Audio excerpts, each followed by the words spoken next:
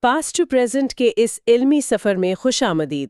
یہ چینل آپ کو تاریخ کے گم شدہ اوراق سے لے کر فلسفے کی گہرائیوں تک اور سائنس کے حیرت انگیز کرشموں تک ایک دلچسپ سفر پر لے جاتا ہے۔ آج ہم مارون منسکی کی دی سوسائٹی آف مائنڈ کا مطالعہ شروع کر رہے ہیں۔ یہ حصہ اول ہے تمہید اور ابواب، کل اور جز، تصادم اور سمجھوتا۔ جب میں نے یہ کتاب پہلی بار پڑھی تو اس کے ایک بنیادی خیال نے مجھے واقعی ہلا کر رکھ دیا تھا۔ یہ سوچنا ہی کتنا عجیب ہے کہ ہماری ذہانت، ہمارا شعور، یہ کسی ایک پراسرار چیز سے نہیں آتی۔ جی، مطلب ہمارے سر کے اندر کوئی ایک میں نہیں بیٹھا، بلکہ ہزاروں لاکھوں چھوٹے چھوٹے بے عقل کارکن ہے۔ بالکل، اور یہی مسٹری کا سب سے بڑا، سب سے انقلابی دعویٰ ہے۔ اور ان کے آپس میں کام کرنے سے وہ چیز بنتی ہے جسے ہم ذہانت کہتے ہیں۔ آپ نے بالکل صحیح کہا۔ وہ ذہن کو ایک چیز کے طور پر نہیں دیکھتے، وہ اسے ایک سوسائٹی یعنی ایک معاشرے کے طور پر دیکھتے ہیں۔ ایک معاشرہ؟ واو! جی، جیسے ایک شہر میں کوئی ایک شخص سب کچھ نہیں چلاتا، بلکہ آپ دیکھیں نانبائی ہے، ڈاکٹر ہے، ڈرائیور ہے، صحیح۔ سب مل کر شہر کو فعال رکھتے ہیں۔ منسکی کہتے ہیں کہ ذہن بھی بالکل اسی طرح کام کرتا ہے۔ تو ان کا مقصد صرف یہ بتانا نہیں کہ ذہن کیا ہے؟ نہیں، وہ اس سے بھی گہری کھوج لگانا چاہتے ہیں کہ یہ معاشرہ ارتقاء کے دوران ہماری اپنی زندگی میں اور ہماری تاریخ میں آخر بنا کیسے اور کام کیسے کرتا ہے۔ تو چلیں اس معاشرے کے سب سے بنیادی فرد سے ملتے ہیں۔ کتاب کے تمہیدی باب میں منسکی ایجنٹ کا تصور متعارف کرواتے ہیں۔ یہ ایجنٹ کیا چیز ہے؟ کیا یہ ہمارے دماغ میں بیٹھا کوئی چھوٹا سا ذہین انسان ہے؟ نہیں، بالکل نہیں، اور یہی سمجھنا سب سے اہم نقطہ ہے۔ اچھا۔ ایک ایجنٹ خود مکمل طور پر بے عقل اور بے جان ہے۔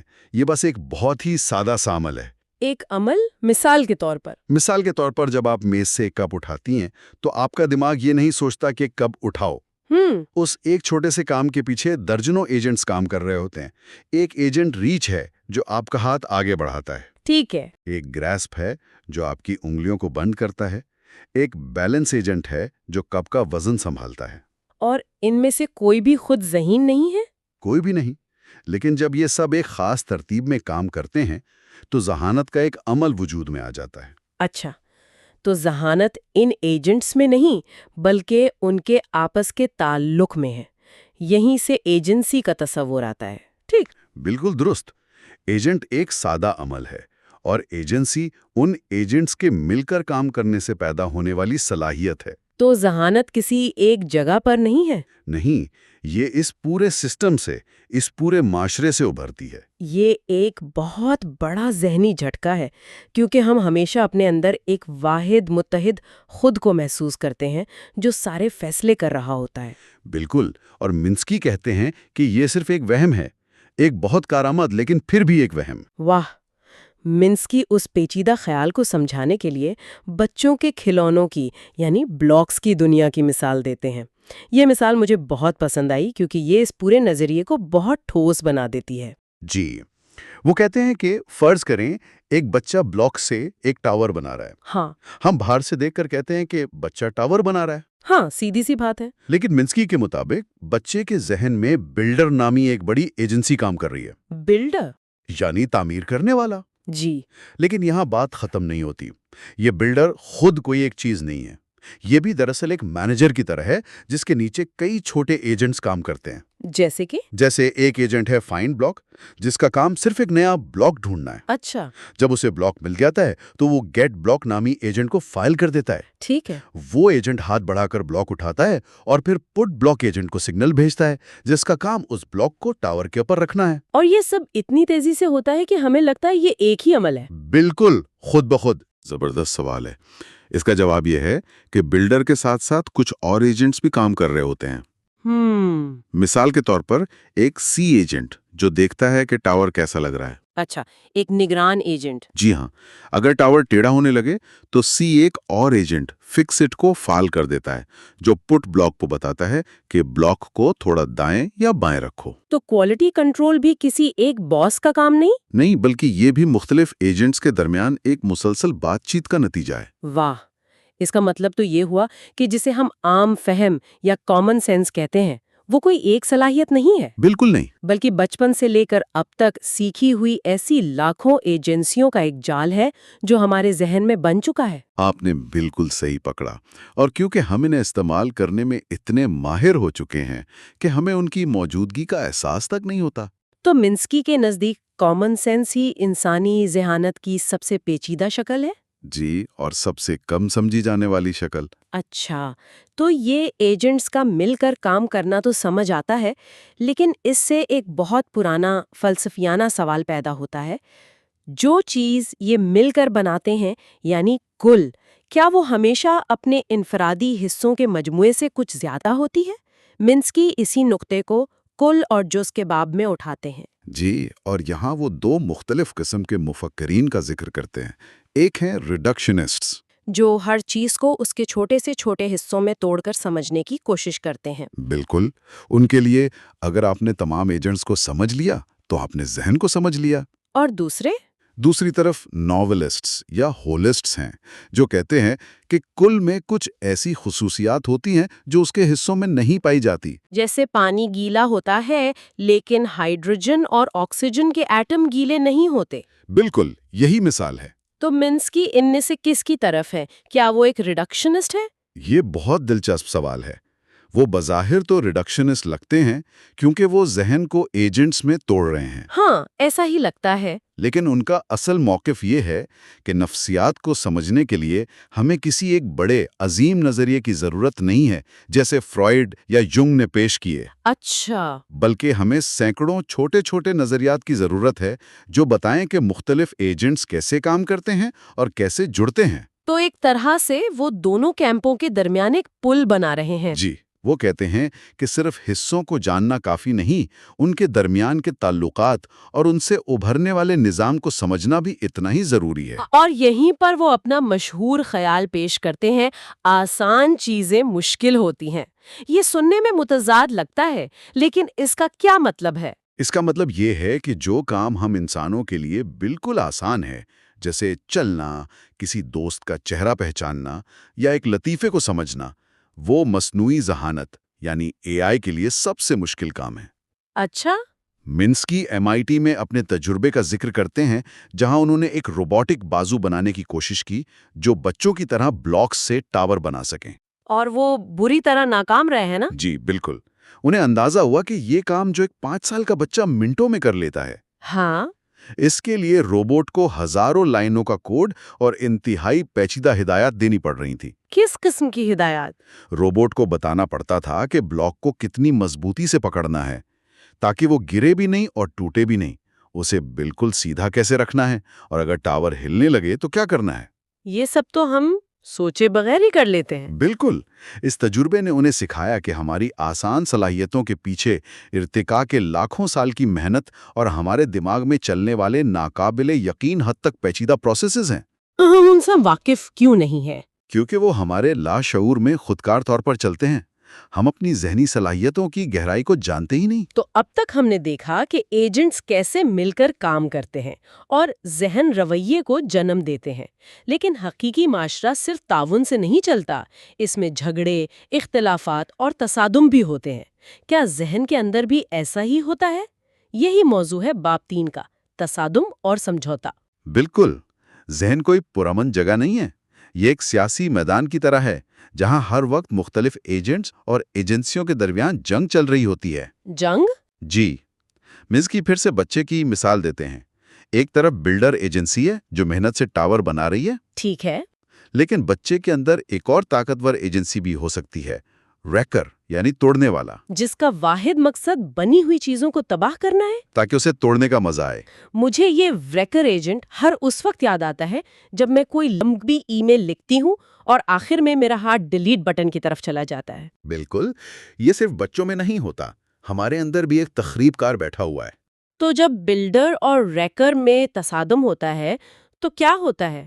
اس کا فیصلہ ایک اعلیٰ سطح کی ایجنسی کرتی ہے۔ شاید اس وقت بچے کو تعمیر سے زیادہ تخریب میں مزہ آ رہا ہو تو ریکر جیت جائے گا، اور اگر اس کی ماں شاباش دے رہی ہو تو شاید بلڈر غالب آ جائے۔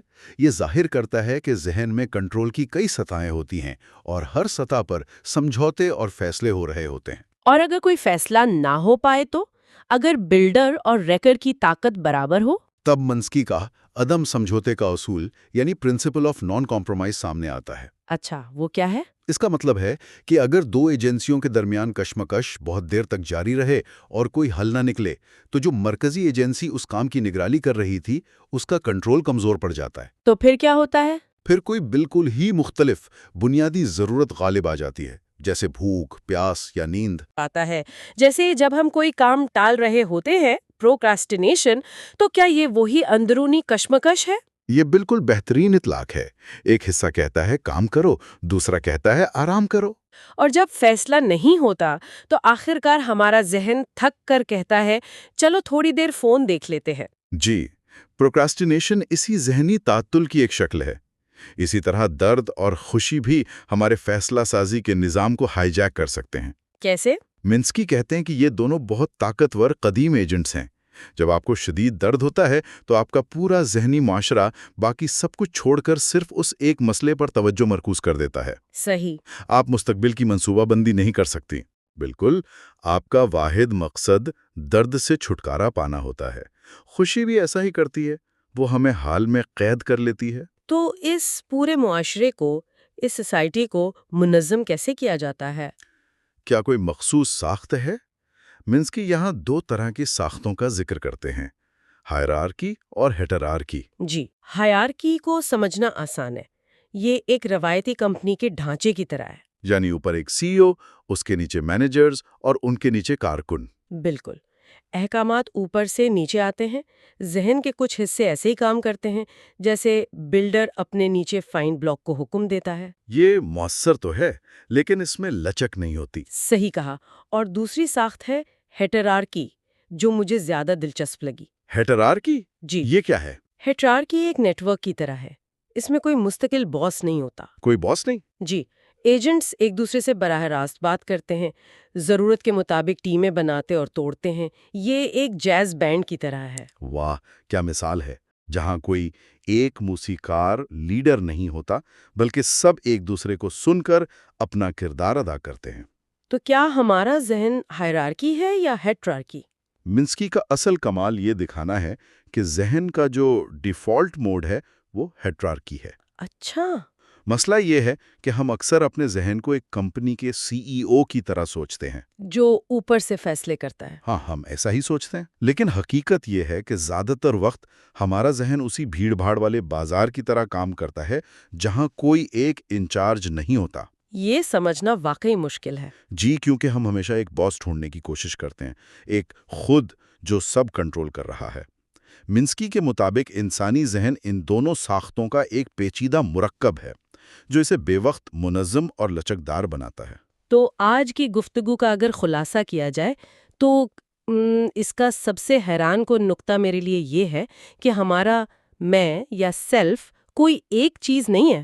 بالکل۔ یہ ایک بھری پری پارلیمنٹ کی طرح ہے جہاں ہر ایجنٹ اپنی بات منوانے کی کوشش کر رہا ہے۔ صحیح۔ اس کا مطلب ہے کہ ہماری شخصیت، ہماری ذہانت، یہ سب ایک مستقل سمجھوتے کا نتیجہ ہے۔ یہ کوئی ٹھوس چیز نہیں بلکہ ایک مسلسل بہتا ہوا عمل ہے۔ آپ نے بالکل درست نتیجہ نکالا۔ اور دوسری اہم بات یہ ہے کہ جن صلاحیتوں کو ہم معمولی سمجھتے ہیں، چلنا، دیکھنا، بات کرنا، وہ دراصل ہماری ذہانت کے سب سے بڑے کمالات ہیں۔ اور ان کے پیچھے ناقابل یقین حد تک پیچیدہ نظام کام کر رہے ہیں۔ جی۔ اور تیسرا، ہمارا ذہن اندرونی تضادات اور کشمکش سے بھرا ہوا ہے، اور یہ تضادات کوئی خامی نہیں بلکہ ذہین فیصلہ سازی کا ایک لازمی حصہ ہیں۔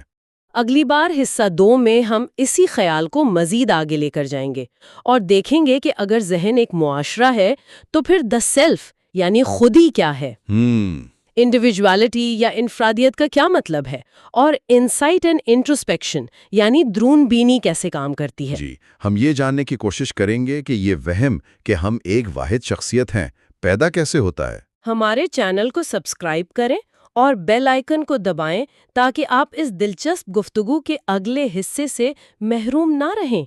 اور نیچے کامنٹس میں ہمیں ضرور بتائیں کہ آج کی گفتگو سے کون سا خیال آپ کو سب سے زیادہ چونکا دینے والا یا دلچسپ لگا۔ آج کی گفتگو کا دوسرا حصہ، جس میں ہم ان ابواب کا گہرائی سے جائزہ لیں گے: ذات، انفرادیت اور بصیرت و خود شناسی۔ پچھلی بار ہم نے ذہن کو ایک معاشرے کے طور پر سمجھنے کی کوشش شروع کی تھی، یعنی بہت سے چھوٹے چھوٹے ایجنٹس کا ایک مجموعہ۔ آج ہم اس سے بھی گہرے سوالات میں اتریں گے۔ اگر ہمارا ذہن ایک ہجوم ہے تو پھر یہ میں کا احساس کہاں سے آتا ہے؟ وہ کون سی چیز ہے جو اس ہجوم کو ایک واحد شخصیت، ایک انفرادیت کا روپ دیتی ہے؟ اور جب ہم اپنے اندر جھانکتے ہیں تو کیا ہم واقعی خود کو دیکھ بھی پاتے ہیں؟ بالکل، اور یہ سوالات صرف فلسفیانہ نہیں ہیں، ہے نا؟ یہ ہماری روزمرہ کی زندگی سے جڑے ہوئے ہیں۔ آج کی گفتگو ہمیں اس الجھن کے مرکز میں لے جائے گی جو ہم سب محسوس کرتے ہیں۔ ہمارے اندر کی وہ کشمکش کہ ایک طرف ہم کچھ کرنا چاہتے ہیں اور دوسری طرف کچھ اور۔ ہم یہ سمجھنے کی کوشش کریں گے کہ کیا ہمارے اندر کوئی ایک باس ہے یا بہت سی آوازیں ہیں جو مسلسل ایک دوسرے سے بحث کر رہی ہیں۔ تو آئیے سب سے بڑے سوال سے ہی شروع کرتے ہیں۔ کیا ہمارے اندر کوئی ایک میں ہے یا بہت سے میں ہے؟ ماخذ میں اس پر دو بالکل مختلف نظریات پیش کیے گئے ہیں۔ ایک تو کہتا ہے کہ ذات ایک متحد، ایک واحد اکائی ہے، واحد ذات کا نظریہ۔ اور دوسرا جو مجھے زیادہ دلچسپ لگا، یہ کہتا ہے کہ ہمارے اندر بہت سی متضاد خواہشات اور محرکات ایک ساتھ موجود ہیں۔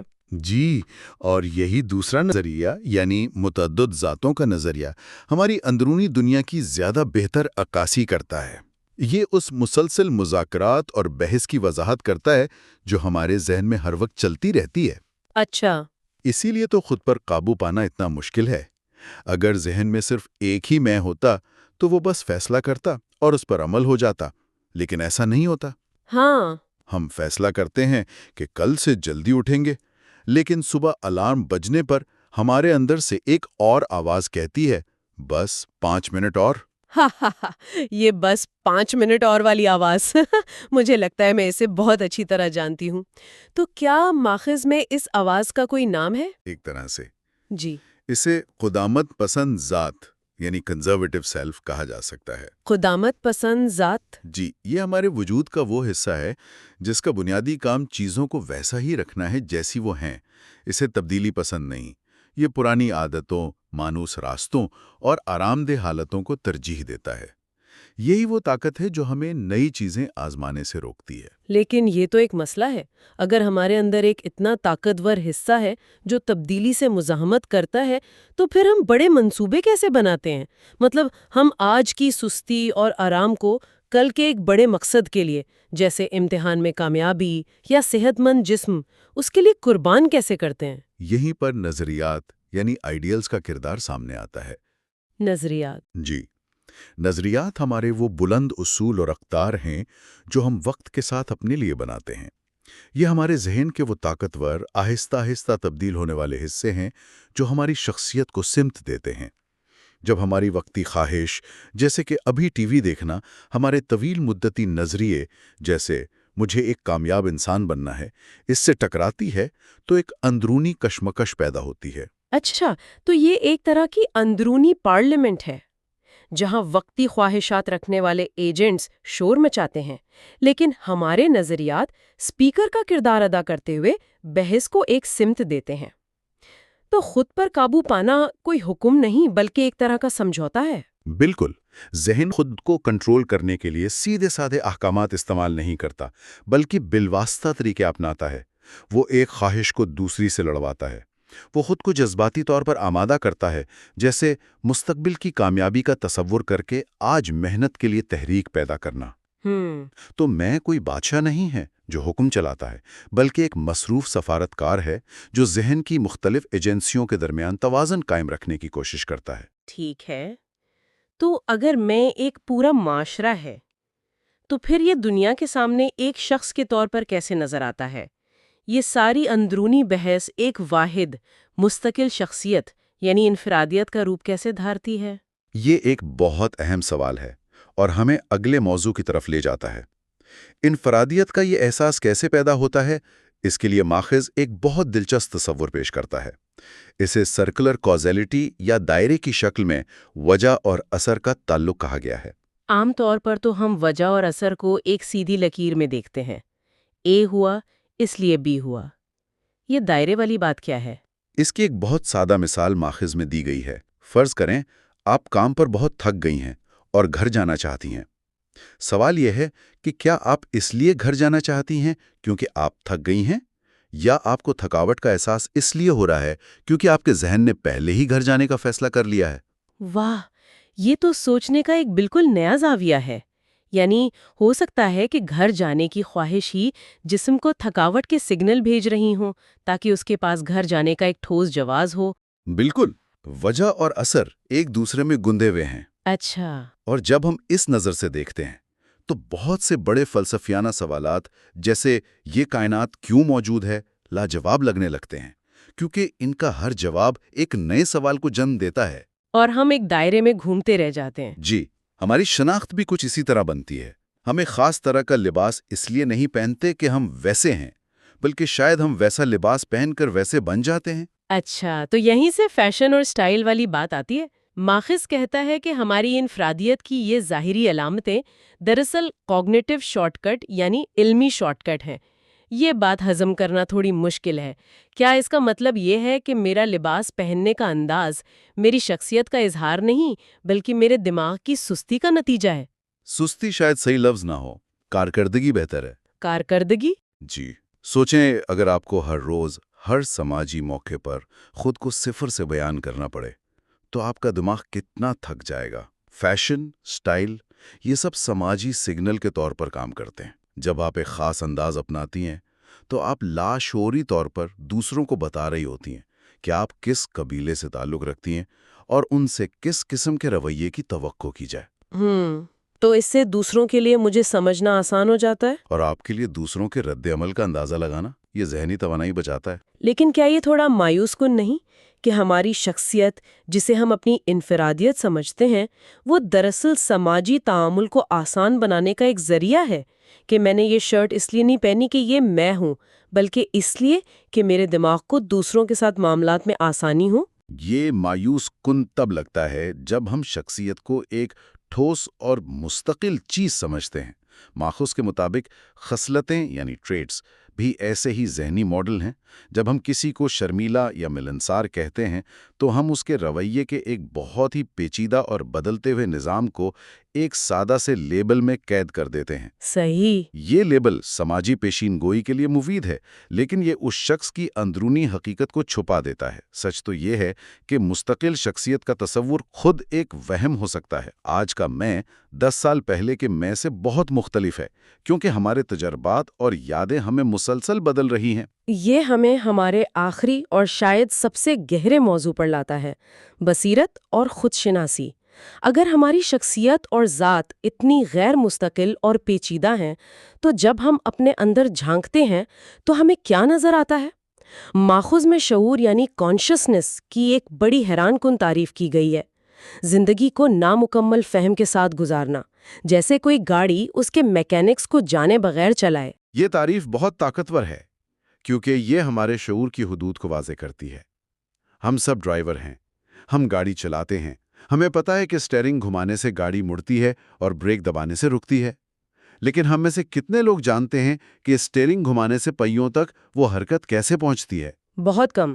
یا پھر بریک پیڈل دبانے سے ہائیڈرولک فلوئڈ کیسے کام کرتا ہے؟ ہمارا شعور بالکل اسی ڈرائیور کی طرح ہے۔ وہ صرف نتائج اور سگنل سے واقف ہے، اس کے پیچھے چلنے والے پیچیدہ عمل سے نہیں۔ تو پھر خود شناسی کا عمل کیسے کام کرتا ہے؟ اگر ہم صرف ڈرائیور ہیں تو انجن کے اندر کیا ہو رہا ہے یہ ہمیں کیسے پتہ چلتا ہے؟ اس کے لیے مارکس 2 حصوں میں تقسیم کرنے کا ایک ماڈل پیش کرتا ہے۔ اسے اے برین اور بی برین کہا گیا ہے۔ اے برین اور بی برین؟ جی، اے برین وہ ڈرائیور ہے جو سڑک پر دھیان دے رہا ہے، گاڑی چلا رہا ہے اور بیرونی دنیا سے تعامل کر رہا ہے۔ بی برین وہ مسافر ہے جو ساتھ والی سیٹ پر بیٹھا ہے اور ڈرائیور کو دیکھ رہا ہے۔ وہ سوچ رہا ہے تم اتنی تیز گاڑی کیوں چلا رہے ہو، یا لگتا ہے تم تھک گئے ہو، کہیں غلطی نہ کر بیٹھو۔ اچھا، تو بی برین ہمارا اندرونی نگران یا مبصر ہے۔ یہ وہ حصہ ہے جو خود پر نظر رکھتا ہے اور سوچتا ہے کہ میں یہ کیوں سوچ رہی ہوں۔ یہ خود آگاہی کی بنیاد ہے۔ لیکن یہ بی برین مشاہدہ کیسے کرتا ہے؟ اسے اے برین کی حالتوں کا ریکارڈ رکھنے کے لیے کسی قسم کی یادداشت کی ضرورت تو ہوگی۔ بالکل، خود پر غور کرنے کے لیے ذہن کو اپنی پچھلی حالتوں کو یاد رکھنے کی صلاحیت چاہیے. یہیں پر کے لائنز کا تصور آتا ہے. کے لائنز؟ جی. اسے بہت سادہ الفاظ میں ایسے سمجھیں کہ یہ یادداشت کے دھاگے ہیں. جب بھی آپ کا ذہن کسی خاص حالت میں ہوتا ہے، جیسے خوشی، غصہ یا کسی مسئلے کو حل کرنا، تو ایک کے لائن اس وقت فعال ہونے والے تمام ذہنی ایجنٹس پر ایک ٹیگ لگا دیتی ہے. بعد میں جب یہ کے لائن دوبارہ فعال ہوتی ہے تو یہ ان تمام پرانے ایجنٹس کو جگا دیتی ہے اور آپ کو وہ ذہنی حالت دوبارہ یاد آ جاتی ہے. اچھا. بی برین ان کے لائنز کا استعمال کر کے اے برین کی ماضی کی کارکردگی کا تجزیہ کرتا ہے. یہ سب بہت دلچسپ ہے، لیکن ماخذ میں ایک بہت چونکا دینے والی بات بھی لکھی ہے: خود شناسی خطرناک ہو سکتی ہے. ایک منٹ، یہ تو ہر اس بات کے خلاف ہے جو ہم صدیوں سے سنتے آئے ہیں. خود کو پہچانو تو ایک مقدس اصول مانا جاتا ہے. کیا ماخذ یہ کہہ رہا ہے کہ یہ خطرناک مشورہ ہے؟ خطرناک اس معنی میں کہ یہ آپ کے بنائے ہوئے سکون کو تباہ کر سکتا ہے. اس کا مطلب یہ نہیں کہ خود شناسی ہمیشہ بری ہوتی ہے، بلکہ یہ اس خیال کو چیلنج کرتا ہے کہ یہ ہمیشہ ایک پرسکون اور مثبت عمل ہے. اس کی مثال ایسے ہے جیسے آپ خوشی خوشی ایک گھر میں رہ رہے ہوں اور پھر اچانک آپ اس کی بنیادوں کا معائنہ کرنے کا فیصلہ کریں، اور معائنے پر آپ کو پتہ چلے کہ بنیادیں تو کھوکھلی ہیں اور کسی بھی وقت گر سکتی ہیں. یہ علم آپ کو محفوظ نہیں بلکہ شدید بے چین اور غیر مستحکم کر دے گا. یعنی اپنے اندر گہرائی میں جھانکنے سے آپ کو وہ کچھ بھی مل سکتا ہے جو آپ دیکھنا نہیں چاہتی. ایسی سچائیاں جو آپ کے اپنے بارے میں بنائے گئے خوبصورت ماڈل کو توڑ سکتی ہیں. جی، خود کو جاننے کی جستجو آپ کی شناخت اور نظریات کو جڑ سے ہلا سکتی ہے. جب آپ کو احساس ہوتا ہے کہ آپ کے بہت سے عقائد اور خواہشات کی بنیاد کتنی کمزور ہے، تو یہ ایک بہت الجھا دینے والا تجربہ ہو سکتا ہے.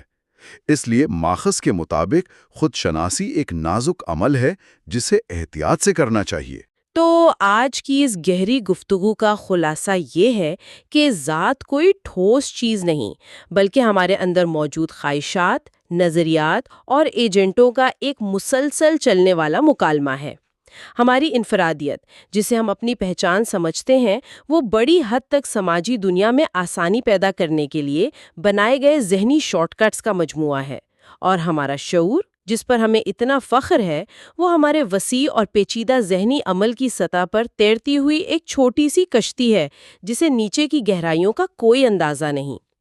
آج کی گفتگو سے اگر 4 اہم نکات نکالے جائیں تو وہ یہ ہوں گے. پہلا، ذات ایک معاشرہ ہے. میں کا احساس کوئی واحد کمانڈر نہیں، بلکہ ذہن کے اندر متعدد آوازوں کے درمیان ہونے والے ایک نہ ختم ہونے والے مذاکرات کا نام ہے. دوسرا، انفرادیت ایک کارآمد وہم ہے. ہماری شخصیت کی خصلتیں اور طرز زندگی پیچیدہ حقیقتوں کو آسان بنانے والے ذہنی ماڈل ہیں تاکہ ہم سماجی دنیا میں آسانی سے جی سکیں. صحیح. تیسرا، شعور کی رسائی محدود ہے. ہم اپنے فیصلوں اور احساسات کے نتائج سے تو واقف ہیں، لیکن ان کے پیچھے چلنے والے اصل عمل سے تقریباً لا علم ہیں. ہم صرف فلم دیکھتے ہیں، کیمرے کے پیچھے کیا ہو رہا ہے یہ نہیں جانتے. اور چوتھا، خود شناسی دریافت نہیں، تعمیر ہے. اپنے اندر جھانکنا کسی چھپی ہوئی حقیقت کو ڈھونڈنے جیسا نہیں، بلکہ اپنے ہی بنائے ہوئے ذہنی ماڈلز کا دوبارہ تجزیہ کرنے جیسا ہے.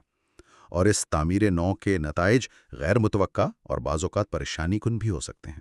اگلی قسط یعنی حصہ 3 میں ہم پرابلمز اینڈ گولز اور اے تھیوری آف میموری پر جائیں گے، یعنی مسئلے، ہدف اور یادداشت کے نظریات پر. جانے سے پہلے ایک خیال ذہن میں آ رہا ہے.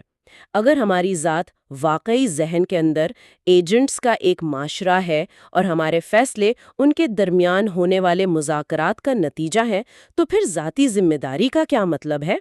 جب کوئی غلطی ہوتی ہے تو کیا میں ذمہ دار ہوں یا میرے اندر کا کوئی ایک ایجنٹ جو اس وقت بحث جیت گیا تھا؟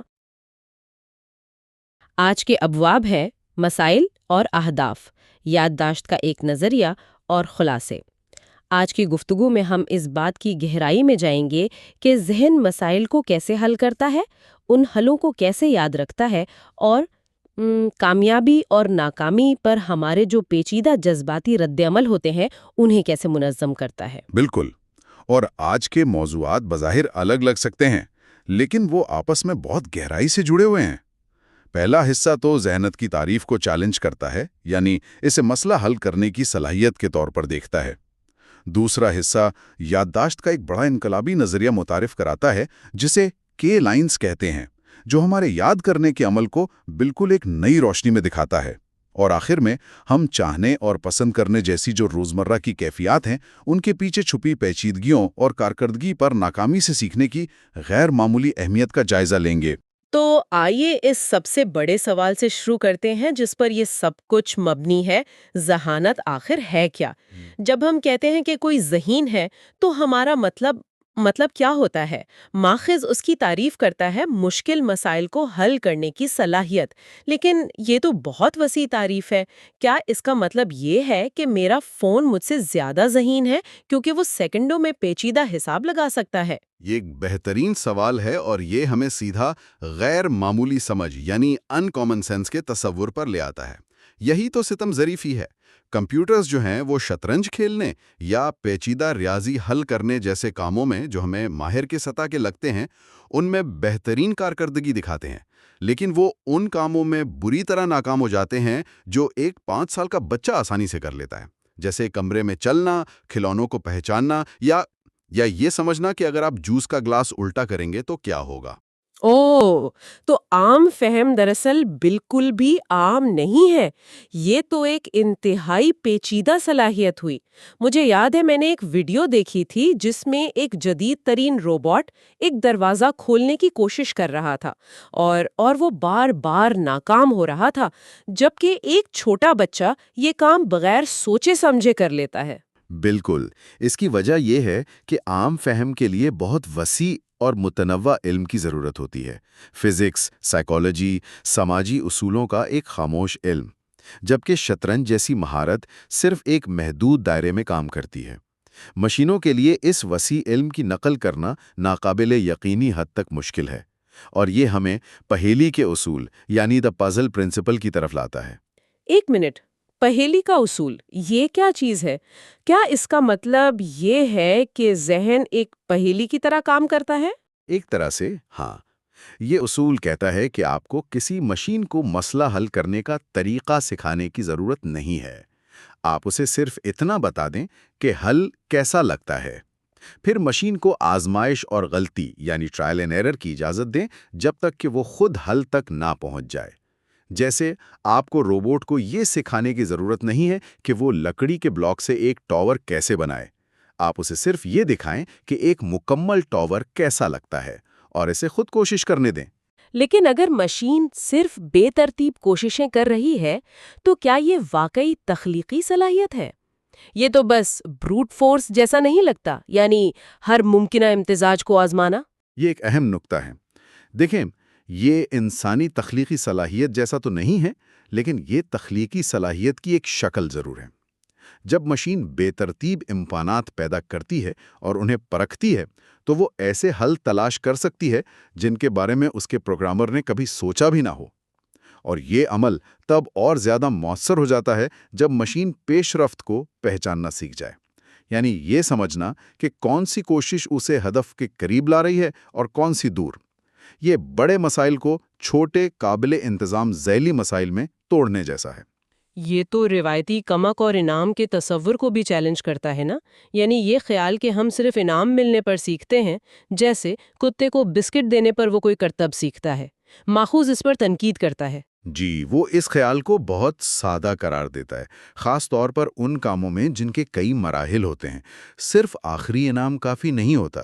مؤثر سیکھنے کے لیے ہر چھوٹے قدم، ہر ذیلی ہدف کی تکمیل کو تسلیم کرنا ضروری ہے۔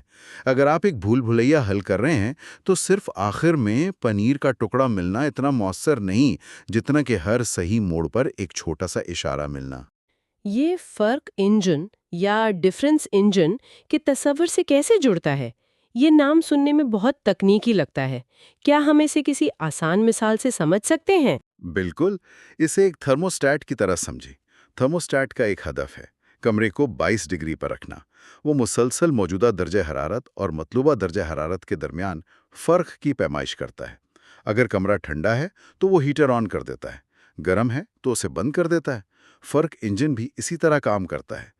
یہ ایجنٹوں کا ایک مجموعہ ہے جن میں سے ہر ایک خاص فرق کو کم کرنے کے لیے ذمہ دار ہے۔ ایک ایجنٹ موجودہ حالت اور ہدف کے درمیان فاصلہ کم کرتا ہے، دوسرا راستے میں آنے والی رکاوٹوں کو ہٹاتا ہے، وغیرہ۔ یہ سب مل کر ایک ایسا رویہ پیدا کرتے ہیں جو ارادی یا بامقصد لگتا ہے، چاہے اس کے پیچھے کوئی شعور نہ ہو۔ واہ! اس کا مطلب ہے کہ جو چیز ہمیں ذہین یا بامقصد لگتی ہے وہ دراصل بہت سے چھوٹے بے عقل ایجنٹوں کا نتیجہ ہو سکتی ہے جو صرف فرق کو کم کرنے کی کوشش کر رہے ہیں۔ اس سے تو ذہانت یعنی جینیس کے پورے تصور پر ہی سوال اٹھ جاتا ہے۔ کیا عظیم موسیقار یا سائنسدان واقعی پیدائشی طور پر منفرد ہوتے ہیں یا انہوں نے مسئلہ حل کرنے کے ان طریقوں میں کمال حاصل کر لیا ہوتا ہے؟ مصنف کا جھکاؤ دوسری طرف ہے۔ وہ تجویز کرتا ہے کہ قابل ذکر کامیابیاں، جنہیں ہم اکثر جینیس کا کام کہہ کر پراسرار بنا دیتے ہیں، وہ دراصل جان بوجھ کر اور مؤثر سیکھنے کے عمل کا نتیجہ ہوتی ہیں۔ یہ کوئی جادوئی تحفہ نہیں ہے، بلکہ مسائل کو چھوٹے حصوں میں تقسیم کرنے، فرق کو پہچاننے اور ناکامیوں سے مسلسل سیکھنے کی ایک انتہائی ترقی یافتہ صلاحیت ہے۔ یہ تو بہت امید افزا بات ہے۔ اس کا مطلب ہے کہ جینیس بننا کوئی پیدائشی لاٹری نہیں، بلکہ ایک ایسا ہنر ہے جسے محنت اور صحیح حکمت عملی سے حاصل کیا جا سکتا ہے۔ اس سے تو فطری ٹیلنٹ کا پورا نظریہ ہی بدل جاتا ہے۔ لیکن اگر ذہانت مسائل حل کرنے کا نام ہے تو یہ ایک بڑا سوال کھڑا کرتا ہے۔ ذہن ان حلوں کو یاد کیسے رکھتا ہے تاکہ اگلی بار وہی غلطی نہ دہرائے؟ حل تلاش کرنا تو آدھی کہانی ہے، اسے محفوظ کرنا اصل چیلنج ہے۔ لازمی طور پر اس کا تعلق یادداشت سے ہوگا۔ آپ نے بالکل صحیح جگہ پر انگلی رکھی ہے۔ یہ ہمیں سیدھا باب 8 کی طرف لے جاتا ہے، جہاں یادداشت کا ایک نظریہ پیش کیا گیا ہے جو ہمارے روایتی خیالات سے بالکل مختلف ہے۔ ہم اکثر یادداشت کو ایک فائلنگ کیبنٹ یا کمپیوٹر کی ہارڈ ڈرائیو کی طرح سوچتے ہیں، جہاں ہم معلومات کو ایک فائل میں محفوظ کرتے ہیں اور ضرورت پڑنے پر اسے نکال لیتے ہیں۔ لیکن یہاں پیش کیا گیا کے لائنز کا نظریہ کچھ اور ہی کہتا ہے۔ کے لائنز؟ یہ کیا ہے؟ یہ نام میں نے پہلے کبھی نہیں سنا۔ یہ ایک بہت ہی طاقتور تصور ہے۔ اس نظریے کے مطابق جب آپ کوئی مسئلہ حل کرتے ہیں یا آپ کو کوئی نیا خیال آتا ہے تو آپ کے ذہن میں موجود جو ایجنٹ اس وقت فعال ہوتے ہیں وہ سب ایک ساتھ ایک میموری ٹریس سے جڑ جاتے ہیں۔ اس کنیکشن کو کے لائن یعنی نالج لائن کہتے ہیں۔ یہ ایک طرح کا ذہنی سوئچ بورڈ ہے جو ان تمام ایجنٹس کو نشان زد کر لیتا ہے جو اس خاص لمحے میں کام کر رہے تھے۔ تو یہ ایک فائل بنانے کے بجائے ایک سوئچ بنانے جیسا ہے۔ اس کا کیا فائدہ ہے؟ فائدہ دوبارہ یاد کرنے یا ری میمورنگ کے عمل میں ہے۔ جب ہم بعد میں اس کی لائن کو دوبارہ مفعال کرتے ہیں، شاید کسی ملتی جلتی صورتحال کی وجہ سے، تو وہ ان تمام پرانے ایجنٹوں کو دوبارہ متحرک کر دیتی ہے۔ اس سے آپ تقریباً اسی ذہنی حالت میں واپس چلے جاتے ہیں جس میں آپ اس مسئلے کو حل کرتے وقت تھے۔ یہ صرف حقائق کو یاد کرنا نہیں ہے، یہ اس پورے تجربے، اس سوچ کے پورے انداز کو دوبارہ زندہ کرنا ہے۔ یہ ایک طرح کا ذہنی ٹائم ٹریول ہے۔ واہ، ذہنی ٹائم ٹریول! یہ تو ایک بہت بڑا خیال ہے۔ یہ سننے میں تھوڑا خطرناک بھی لگتا ہے۔ کیا ایسا نہیں ہو سکتا کہ آپ کسی پرانی ذہنی حالت میں پھنس جائیں جو آج کے لیے مناسب نہ ہو، جیسے کوئی پرانا غصہ یا خوف دوبارہ زندہ ہو جائے؟ بالکل ہو سکتا ہے، اور یہ اکثر ہوتا بھی ہے۔ یہی وجہ ہے کہ کبھی کبھی پرانی یادیں مددگار ہونے کے بجائے موجودہ ذہنی حالت سے متصادم ہو جاتی ہیں۔ اور یہ نظریہ یہ بھی بتاتا ہے کہ کے لائنز صرف حقائق ہی نہیں، بلکہ پیچیدہ احساسات اور رویوں کو بھی ریکارڈ کرتی ہیں۔ اسی لیے بعض اوقات ہم ایسے جذبات محسوس کرتے ہیں جنہیں ہم الفاظ میں بیان نہیں کر پاتے۔ وہ ایک پرانی کے لائن کے فعال ہونے کا نتیجہ ہوتے ہیں جو ایک ایسی جذباتی حالت کو دوبارہ پیدا کر رہی ہوتی ہے جس کے لیے ہمارے پاس الفاظ نہیں ہوتے۔ اچھا، لیکن ہمارا ذہن تو ہر وقت لاکھوں کام کر رہا ہوتا ہے۔ کیا ایک کے لائن ہر چیز کو ریکارڈ کر لیتی ہے؟ یہ تو بہت زیادہ معلومات ہو جائے گی۔ نہیں، اور یہیں پر کچھ اور دلچسپ تصورات آتے ہیں جو اس ماڈل کو مزید بہتر بناتے ہیں۔ پہلا ہے جزوی ذہنی حالتیں، یعنی کے لائن پورے ذہن کی حالت کو ریکارڈ نہیں کرتی، بلکہ صرف ان ایجنٹس کے ایک مخصوص سیٹ کو جو اس وقت سب سے زیادہ متعلقہ تھے۔ یہ ایسا ہے جیسے ایک آرکیسٹرا کی ریکارڈنگ میں صرف وائلن سیکشن کی آواز کو نمایاں کیا جائے۔ ٹھیک ہے، یہ سمجھ میں آتا ہے۔ اور ماخذ میں سطحی بینڈز یعنی لیول بینڈز کا بھی ذکر ہے۔ اس کا کیا مطلب ہے؟ لیول بینڈز کو آپ گوگل سرچ کی طرح سمجھ سکتے ہیں۔ جب آپ کچھ تلاش کرتے ہیں تو سب سے متعلقہ نتائج سب سے اوپر آتے ہیں اور باقی نیچے دب جاتے ہیں۔ اسی طرح ہماری یادداشتوں کے ساتھ وابستگی کی مختلف سطحیں ہوتی ہیں۔ جب کوئی مضبوط متعلقہ کی لائن فعال ہوتی ہے تو وہ کمزور اور غیر متعلقہ کنیکشنز کو دبا دیتی ہے۔ یہ ہمیں غیر متعلقہ یادوں کے شور میں کھو جانے سے بچاتا ہے۔ اور حاشیے یعنی فرنجز کا تصور بھی ہے، اس کا کیا کردار ہے؟ حاشیے ایک فلٹرنگ سسٹم کی طرح کام کرتے ہیں۔ وہ اس بات کو یقینی بناتے ہیں کہ بہت زیادہ تفصیلات یادداشت کی شناخت میں رکاوٹ نہ بنے۔ نچلے حاشیے ہمیں غیر متعلقہ تفصیلات میں کھونے سے روکتے ہیں، جبکہ اوپری حاشیے ہمیں بڑے اہداف پر مرکوز رکھتے ہیں۔ یہ ایک طرح کا فوکس کنٹرول میکانزم ہے۔ تو ہماری یادیں اکیلی نہیں ہوتی، وہ ایک دوسرے سے جڑی ہوتی ہیں۔ بالکل، اور یہ ہمیں یادداشتوں کی سوسائٹیز یعنی سوسائٹیز آف میموریز کے تصور کی طرف لے جاتا ہے۔ نئی کے لائنز پرانی ملتی جلتی کے لائن سے جڑ جاتی ہیں۔ اس طرح وقت کے ساتھ ساتھ یہ مل کر علم کے درخت اور سوسائٹیز کی تہہ بناتی ہیں۔ ہماری یادداشت ایک سادہ فائلنگ کیبنٹ نہیں، بلکہ ایک زندہ بڑھتا ہوا شہر ہے جس میں نئے محلے پرانے محلوں کے ساتھ جڑتے ہیں، اور وقت کے ساتھ ساتھ یہ پورا نظام زیادہ پیچیدہ اور مؤثر ہوتا جاتا ہے۔ یہ تو ذہن کی ایک بالکل مختلف تصویر ہے۔ یہ ایک جامد اسٹوریج سسٹم نہیں، بلکہ ایک متحرک زندہ نیٹ ورک ہے۔ اس سے یہ بھی سمجھ میں آتا ہے کہ ہم چیزوں کو کیسے بھول جاتے ہیں یا یادوں کو غلط طریقے سے کیسے جوڑتے ہیں۔ تو اگر ہمارا ذہن اس طرح سیکھتا اور یاد رکھتا ہے تو ہمارے جذبات، جیسے کسی چیز کو پسند کرنا یا ناپسند کرنا، اس تصویر میں کہاں فٹ ہوتے ہیں؟ آخری باب جو خلاصوں پر مشتمل ہے، اسی طرح کے سوالات اٹھاتا ہے۔ باب نو سوال و جواب کے انداز میں کچھ بہت گہرے خیالات کو سمیٹتا ہے۔ پہلا ہی سوال چاہنا اور پسند کرنا پر ہے۔ ہم روزمرہ کی زبان میں کہتے ہیں مجھے یہ فلم پسند آئی یا مجھے یہ کھانا پسند نہیں آیا۔ یہ بہت سادہ بیانات لگتے ہیں، لیکن ماخذ کہتا ہے کہ یہ سادگی دھوکہ ہے۔ اس کا کیا مطلب؟ کیا میرا پسند کرنا سادہ نہیں ہے؟ اس نظریے کے مطابق نہیں۔ جب آپ کہتی ہیں کہ آپ کو کچھ پسند ہے تو یہ دراصل آپ کے اندر موجود سینکڑوں ذہنی ایجنٹوں کے درمیان ہونے والے ایک پیچیدہ مذاکرات کا خلاصہ ہوتا ہے۔ ہو سکتا ہے کہ آپ کے کچھ ایجنٹ اس تجربے سے لطف اندوز ہو رہے ہوں، جبکہ دوسرے کچھ منفی جذبات کو دبا رہے ہوں۔ مثال کے طور پر ایک مشکل ورزش سے لطف اندوز ہونے کا مطلب یہ بھی ہو سکتا ہے کہ آپ کے اندر آرام اور سہولت چاہنے والے ایجنٹوں کو خاموش کیا جا رہا ہے۔ تو پسند ایک متفقہ فیصلہ نہیں، بلکہ ایک سیاسی سمجھوتا ہے۔ یہ تو بہت دلچسپ ہے۔ اس کا مطلب ہے کہ کامیابی اور اطمینان بھی ایک ہی چیز نہیں ہے۔ ہم جذبات کو مثبت اور منفی کے خانوں میں بہت آسانی سے بانٹ دیتے ہیں، لیکن حقیقت میں بہت زیادہ باریکیاں ہیں۔ یہ مجھے ایک بہت ہی عملی نکتہ کی طرف لے جاتا ہے جس کا ماخذ میں ذکر ہے: ناکامی سے سیکھنا۔ یہ ایک بہت اہم نکتہ ہے۔ ہماری ثقافت کامیابی پر بہت زیادہ زور دیتی ہے، لیکن مصنف کا کہنا ہے کہ ناکامی سے سیکھنا شاید اس سے بھی زیادہ قیمتی ہے۔ جب ہم کامیاب ہوتے ہیں تو ہمیں ٹھیک سے یہ نہیں معلوم ہوتا کہ کون سی چیز کام کر گئی۔ کیا یہ ہماری حکمت عملی تھی یا صرف قسمت؟ لیکن جب ہم ناکام ہوتے ہیں تو ہمیں بالکل واضح طور پر پتہ چلتا ہے کہ کیا کام نہیں کیا۔ مصنف اس کے لیے سینسرز کا تصور استعمال کرتا ہے۔ یہ ذہنی نشانیاں ہیں جو ناکام حکمت عملیوں کو جھنڈا لگاتی ہیں تاکہ ہم انہیں دوبارہ نہ آزمائیں۔ یہ بات مجھے ذاتی طور پر بہت محسوس ہوتی ہے۔ میں نے جب گٹار سیکھنا شروع کیا تھا تو مجھے وہ گانے زیادہ اچھی طرح یاد ہے جن میں بری طرح ناکام ہوئی تھیں، ان سے زیادہ جنہیں میں نے آسانی سے سیکھ لیا تھا۔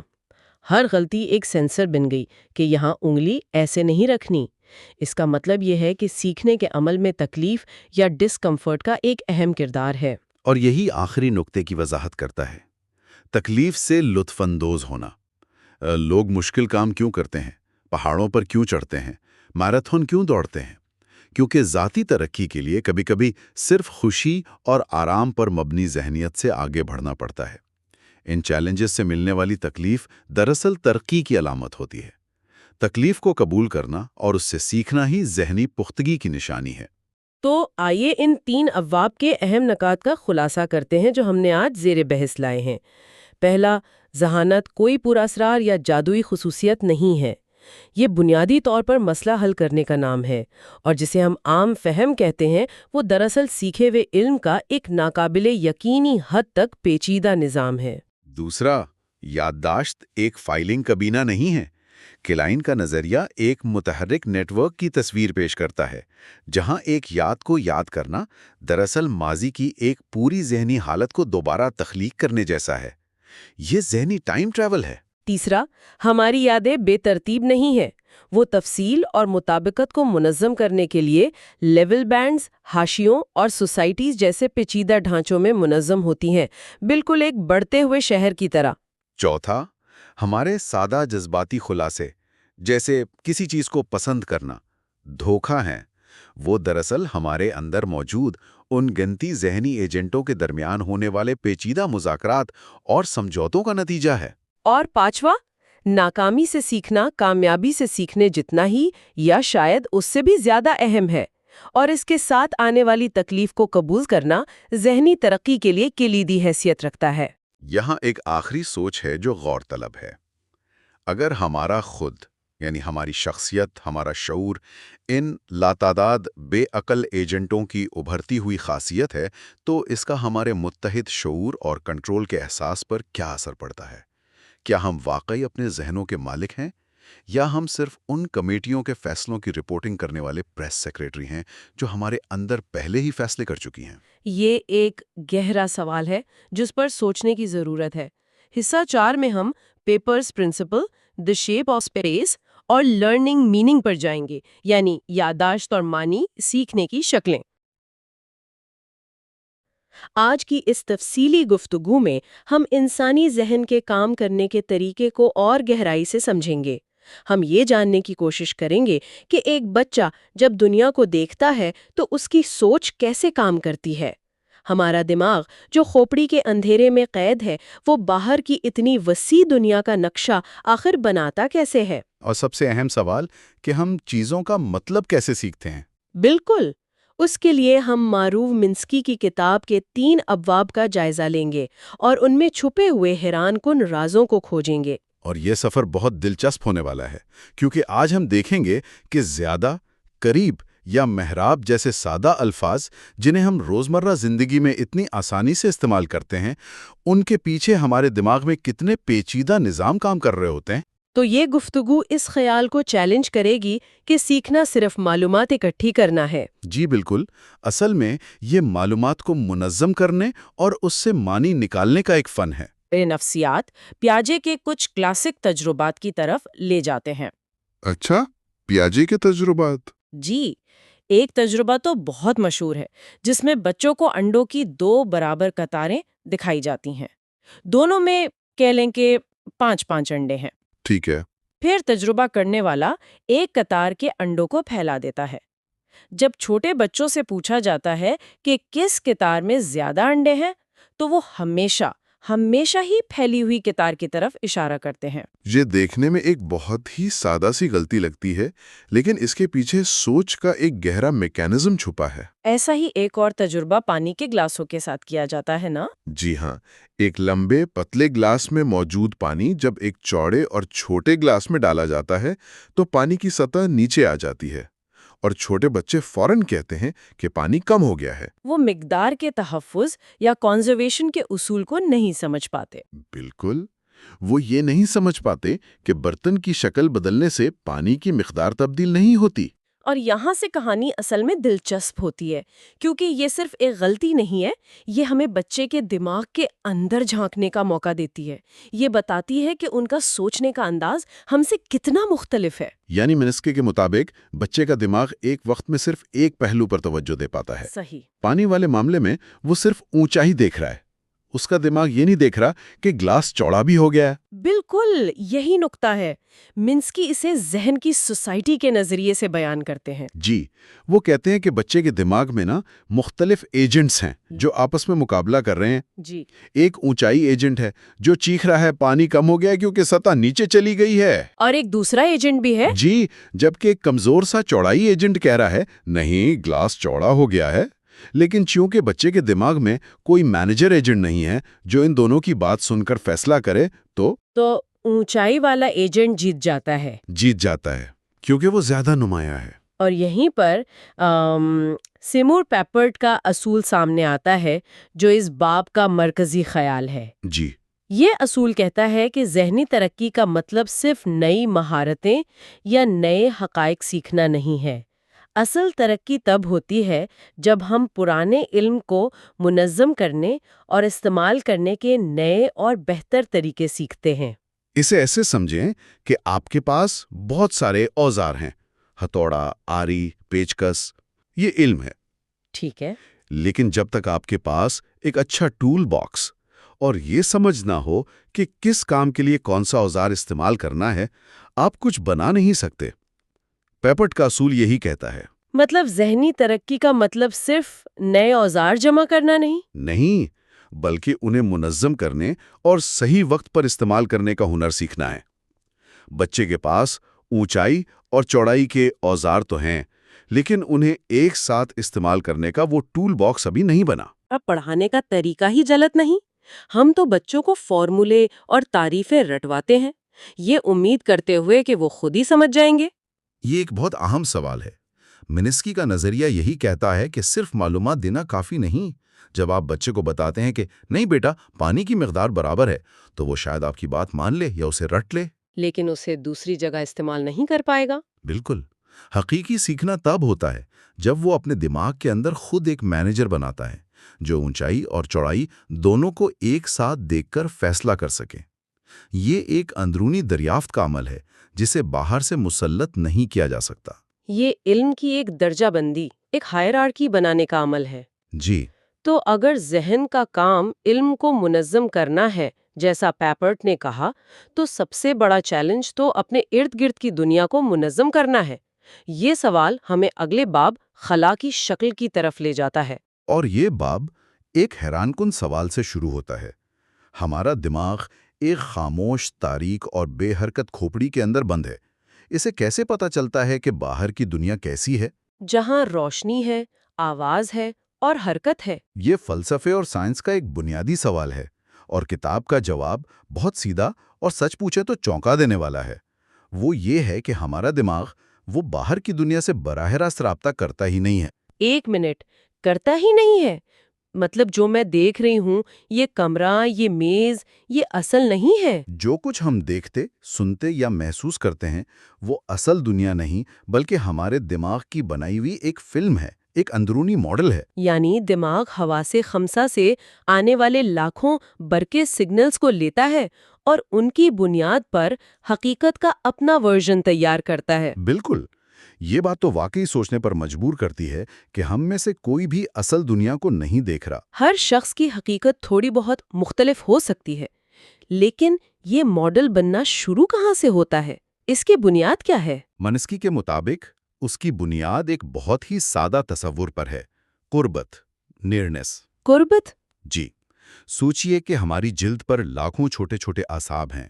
جب کوئی چیز آپ کی انگلی کو چھوتی ہے تو قریب قریب موجود کئی اعصاب ایک ساتھ سگنل بھیجتے ہیں۔ اچھا۔ دماغ بار بار کے تجربے سے یہ سیکھ جاتا ہے کہ جو اعصاب ایک ساتھ سگنل بھیجتے ہیں وہ جسم پر ایک دوسرے کے قریب ہیں۔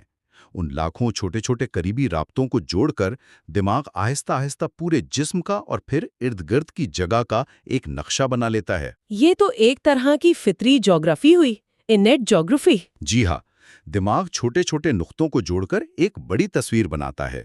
اور اسی سے مرکوز خودی یا سینٹرڈ سیلف کا تصور بھی جڑتا ہے۔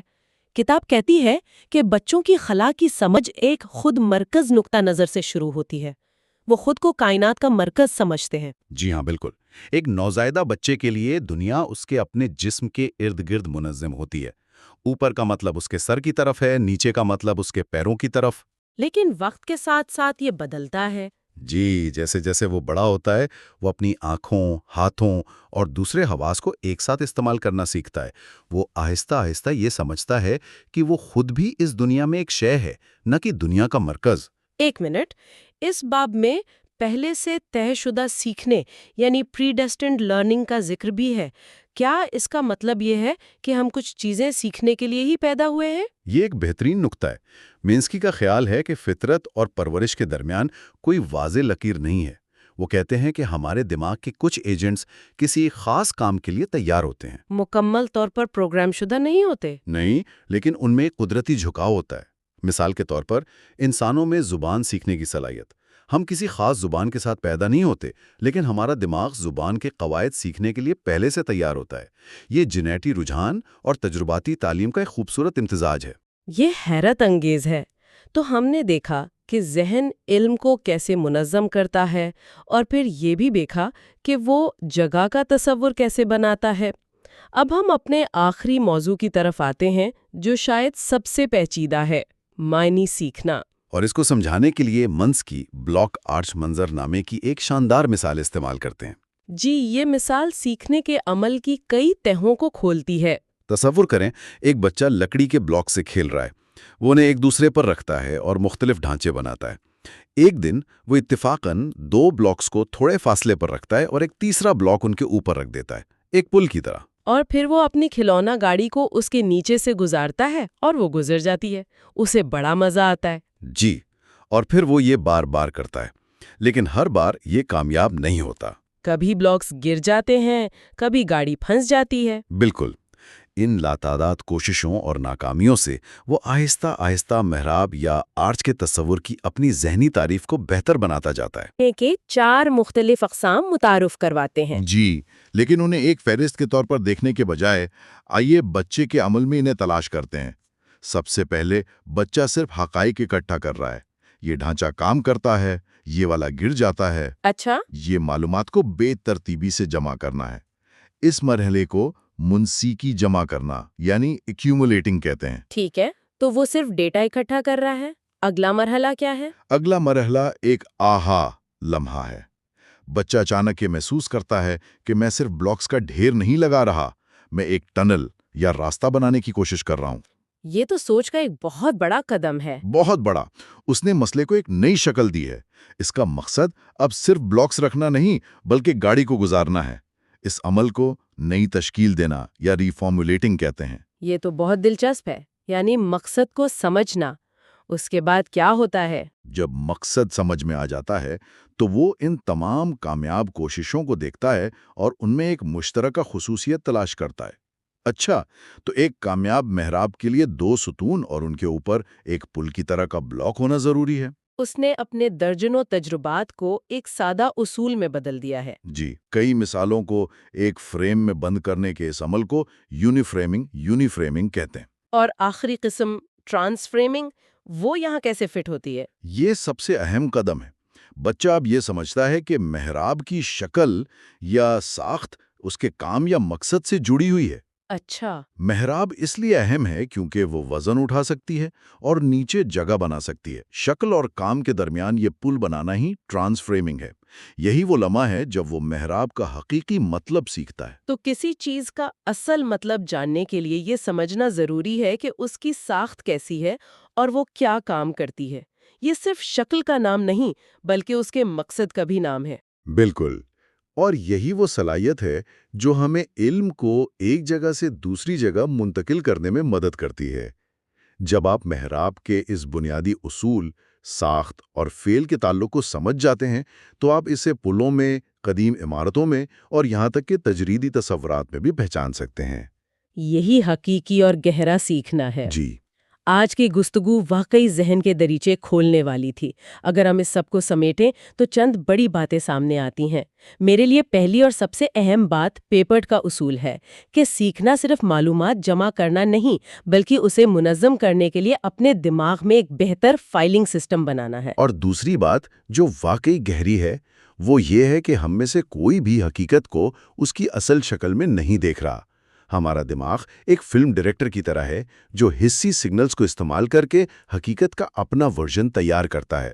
تیسرا نقطہ یہ کہ ہمارا دماغ قربت جیسے انتہائی سادہ اصولوں سے جگہ کا اتنا پیچیدہ نقشہ بنا لیتا ہے۔ یہ حیرت انگیز ہے کہ جلد کے لاکھوں اعصاب سے ملنے والے سگنلز پوری کائنات کا ایک ذہنی ماڈل بنانے میں مدد دیتے ہیں۔ چوتھی بات سیکھنے کے عمل کے بارے میں ہے۔ یہ کوئی ایک سیدھا سادہ کام نہیں ہے بلکہ اس کی کئی قسمیں ہیں۔ جیسے یونیفریمنگ جو علم کو سمیٹتی ہے اور ٹرانسفریمنگ جو علم کی روح یعنی اس کے مقصد کو ساخت سے جوڑتی ہے۔ اور پانچویں اور آخری بات جو میرے خیال میں سب کا نچوڑ ہے، حقیقی معنی ساخت کو مقصد سے جوڑنے سے پیدا ہوتے ہیں۔ جب ہم یہ سمجھ جاتے ہیں کہ کوئی چیز کیوں ایسی ہے جیسی وہ ہے، تب ہم واقعی اس کا مطلب سیکھتے ہیں۔ اور آخر میں سننے والوں کے لیے ایک سوچ چھوڑے جاتے ہیں۔ اگر ہماری جگہ اور فاصلے کی سمجھ ایک سیکھا ہوا ذہنی ڈھانچہ ہے جسے ہمارے دماغ نے خود بنایا ہے، تو کیا ہمارے دوسرے بنیادی تصورات جیسے وقت، وجہ اور اثر بھی ہمارے ذہن کی سوسائٹی کی ہی تخلیق ہیں، نہ کہ کائنات کی حقیقت کا براہ راست عکس؟ پارٹ 5 میں ہم سینگ اینڈ بلیونگ، ری فارمولیشن اور کانشیسنس اینڈ میموری پر جائیں گے۔ آج کی اس تفصیلی گفتگو میں ہم انسانی ذہن کے کام کرنے کے طریقے پر اپنی بات چیت کو آگے بڑھا رہے ہیں۔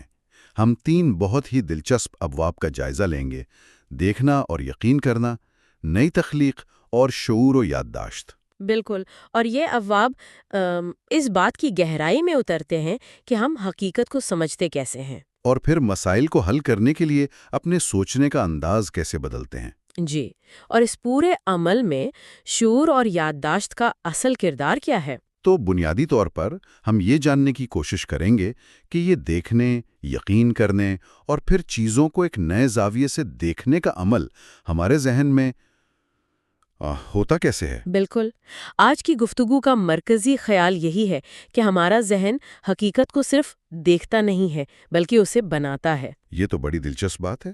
تو آئیے اس کی کھوج شروع کرتے ہیں۔ ضرور۔ شروعات کرتے ہیں ایک ایسی مثال سے جس نے مجھے واقعی سوچنے پر مجبور کر دیا۔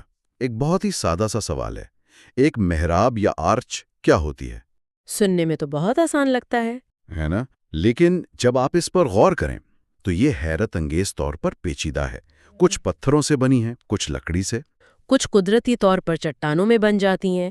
تو ان سب میں آخر مشترک کیا ہے؟ جی، یہی سوال ہے۔ اور یہی وہ نقطہ ہے جہاں سے ہماری سوچ کی گہرائی کا اندازہ ہوتا ہے۔ اگر ہم صرف ظاہری شکل پر جائیں تو کوئی ایک تعریف ممکن ہی نہیں۔ تو پھر؟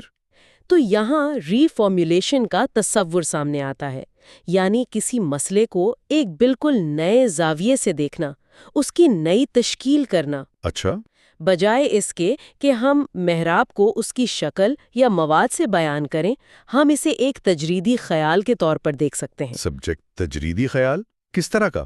جیسے ایک جسم جسے 2 ستونوں نے سہارا دیا ہو، یعنی a body with 2 supports۔ اوہ، اچھا، تو یہ صرف الفاظ کا کھیل نہیں، یہ تو سوچنے کا ایک بالکل نیا طریقہ ہے۔ بالکل۔ ہم چیزوں کے ظاہری شکل سے ہٹ کر ان کے کام، ان کی بنیادی ساخت کو دیکھ رہے ہیں۔ جی، اور جب ہم اس طرح سوچتے ہیں تو مسئلہ اچانک آسان ہو جاتا ہے۔ اب چاہے محراب پتھر کی ہو یا لکڑی کی، یا محض 2 درختوں کے درمیان پڑا ایک تنا ہو، بالکل، وہ سب اس ایک تجریدی تعریف پر پورا اترتے ہیں۔ اور یہی تخلیقی صلاحیت کی بنیاد ہے، چیزوں کو ایک نئے، زیادہ تجریدی انداز میں دیکھنا۔ صحیح کہا، اور اسی سے جڑا ہوا ایک اور اہم تصور حدود یا باؤنڈریز کا ہے۔ حدود، یعنی ہمارا ذہن چیزوں کو سمجھنے کے لیے خود ساختہ حدود قائم کرتا ہے۔ جی، ہمارا ذہن دنیا کو سمجھنے کے لیے اسے خانوں میں تقسیم کرتا ہے، ہر چیز کے گرد ذہنی لکیریں کھینچتا ہے۔ اور یہ ضروری بھی ہے شاید۔ بہت ضروری ہے۔ یہ حدود ہمیں روزمرہ کے تجربات کو منظم کرنے میں مدد دیتی ہیں، ورنہ ہمارا ذہن مغلوب ہو جائے گا۔ اس کی ایک بہترین مثال بچوں کی ڈرائنگز ہیں۔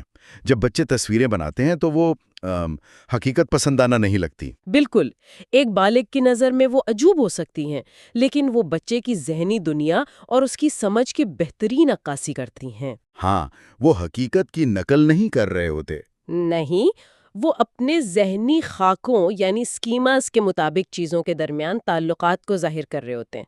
میں نے دیکھا ہے، جیسے ایک چھوٹا بچہ جب انسان بناتا ہے تو ہو سکتا ہے کہ وہ ٹانگیں براہ راست سر سے نکال دیں۔ جی، اور اس کی وجہ یہ نہیں کہ اس نے انسان کو کبھی غور سے نہیں دیکھا۔ تو پھر کیوں؟ بلکہ اس کے ذہنی خاکے میں ابھی دھڑ کا تصور واضح نہیں ہے۔ اس کے لیے اہم یہ ہے کہ سر اور ٹانگیں جڑی ہوئی ہیں، اور وہ اس تعلق کو سب سے سادہ طریقے سے ظاہر کرتا ہے۔ اچھا، تو جسے ہم غلطی سمجھتے ہیں وہ اصل میں ان کے ذہنی خاکے کی ایک بالکل منطقی عکاسی ہے۔ بالکل، جیسے جیسے وہ بڑے ہوتے ہیں ان کے یہ خاکے بھی زیادہ پختہ اور تفصیلی ہوتے جاتے ہیں۔ پھر وہ دھڑ بنانا سیکھتے ہیں، پھر گردن، اور چیزیں بہتر ہوتی جاتی ہیں۔ جی، اور پھر مشق سے یہ عمل اور آسان ہو جاتا ہے۔ یہ وہ مرحلہ ہے جسے اسکرپٹ سیکھنا یا لرننگ اے اسکرپٹ کہا گیا ہے۔ یعنی ایک کام اتنی بار کیا جائے کہ وہ خودکار ہو جائے اور اس کے لیے شعوری کوشش کی ضرورت نہ پڑے۔ بالکل، جیسے ڈرائنگ میں مہارت حاصل کرنے کے بعد ایک آرٹسٹ بغیر سوچے سمجھے لکیریں کھینچتا ہے، یا جیسے ہم گاڑی چلاتے ہوئے گیئر بدلنے کے بارے میں نہیں سوچتے۔ وہی بات ہے۔ تو یہ اسکرپٹس ہمارے ذہن کو زیادہ پیچیدہ کاموں پر توجہ دینے کے لیے آزاد کر دیتے ہیں۔ لیکن انہی اسکرپٹس اور ذہنی حدود کا ایک نقصان بھی تو ہوگا۔ جی، نقصان یہ ہے کہ یہ ہمیں نئے طریقوں سے سوچنے سے روک سکتی ہیں۔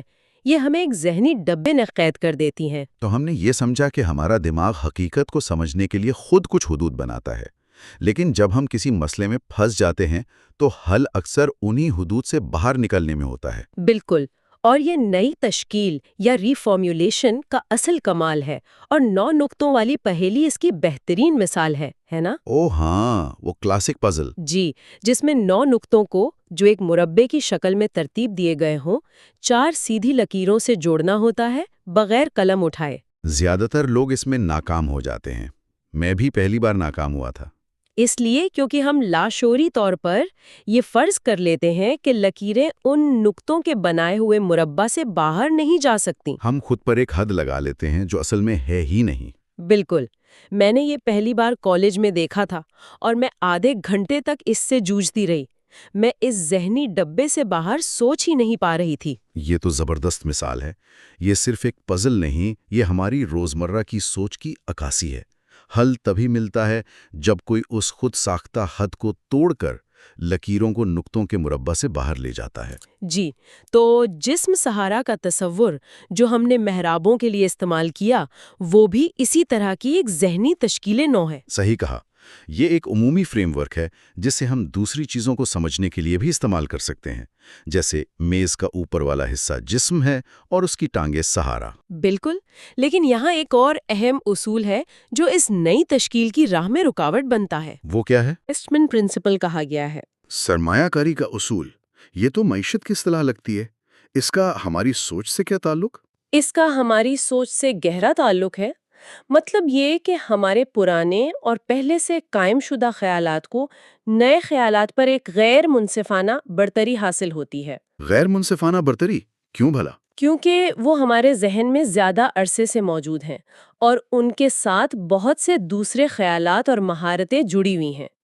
ہم نے ان پر سالوں کی ذہنی سرمایہ کاری کی ہوتی ہے۔ اچھا، تو اسی لیے ہم اکثر نئے اور بہتر طریقوں کو اپنانے میں ہچکچاتے ہیں، چاہے وہ منطقی طور پر بہتری کیوں نہ ہو۔ بالکل۔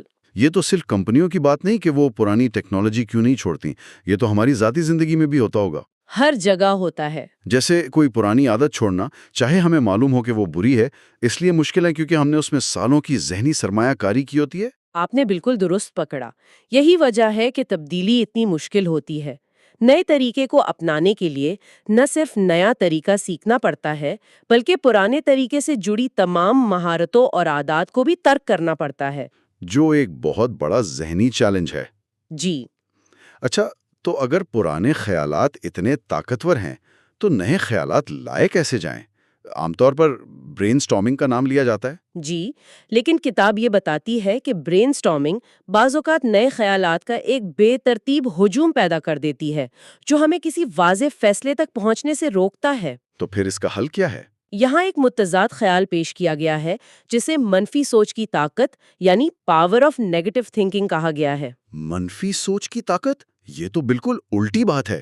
منفی سوچ تو مایوسی کی طرف لے جاتی ہے۔ لیکن اس کا خیال یہ ہے کہ کبھی کبھی بدترین صورتحال کا تصور کرنا ہمیں آگے بڑھنے کا ایک واضح راستہ دکھا سکتا ہے۔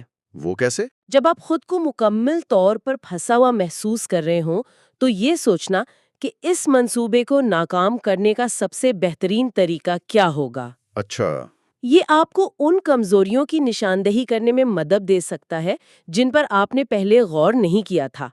ایک بار جب آپ ناکامی کے تمام راستے جان لیتے ہیں تو کامیابی کا راستہ خود بخود واضح ہو جاتا ہے۔ یہ تو ان لوگوں کے لیے بڑی تسلی کی بات ہوگی جنہیں اوور تھنکر کہا جاتا ہے۔ شاید یعنی یہ سوچنا کہ سب سے برا کیا ہو سکتا ہے ہمیں یہ سمجھنے میں مدد دے سکتا ہے کہ ہمیں اصل میں کیا کرنا چاہیے۔ خیر، یہ خود ساختہ حدود کو توڑنا، پرانے خیالات پر کی گئی سرمایہ کاری پر قابو پانا، یہ سب ذہنی کام آخر کر کون رہا ہے؟ ہمارا شعور؟ بالکل، یہیں سے بات شعور اور یادداشت کی طرف مڑتی ہے، اور جواب شاید وہ نہیں جو ہم میں سے زیادہ تر لوگ سوچتے ہیں۔ عام خیال تو یہی ہے کہ شعور اب میں ہوتا ہے، اس لمحے میں۔ لیکن یہاں ایک حیران کن نظریہ یہ پیش کیا گیا ہے کہ شعور کا تعلق حال سے کم اور ہمارے ماضی قریب کے خیالات پر غور و فکر سے زیادہ ہے۔ مطلب؟ ہم اس بات سے باخبر ہوتے ہیں کہ ہم نے ابھی ابھی کیا سوچا تھا۔ ہمارا شعور دراصل ہمارے چند سیکنڈ پرانے خیالات کے ریکارڈ کا جائزہ لے رہا ہوتا ہے۔ ایک منٹ، اس کا مطلب یہ ہوا کہ جب میں یہ سوچتا ہوں کہ میں کیا سوچ رہا ہوں تو میں اپنے موجودہ خیال کو نہیں دیکھ رہا بلکہ اس خیال کی یاد کو دیکھ رہا ہوں جو ابھی ابھی گزرا ہے۔ جی بالکل یہی۔ یعنی خود کا جائزہ لینا ایک طرح کا دھوکہ ہے۔ ہم سمجھتے ہیں کہ ہم اپنے ذہن کی مشینری کو چلتے ہوئے دیکھ رہے ہیں، جبکہ ہم صرف اس کے بنائے ہوئے پروڈکٹ کا ری پلے دیکھ رہے ہیں۔ یہ تو بہت عجیب خیال ہے۔ یہ واقعی ایک گہرا اور عجیب خیال ہے، لیکن اس کے پیچھے منطق ہے۔ ہم اپنے ذہن کے اندرونی کام کے طریقہ کار سے تقریباً مکمل طور پر لا علم ہوتے ہیں۔ ہم صرف نتائج دیکھتے ہیں، عمل نہیں۔ اور اس میں یادداشت کا کلیدی کردار ہے۔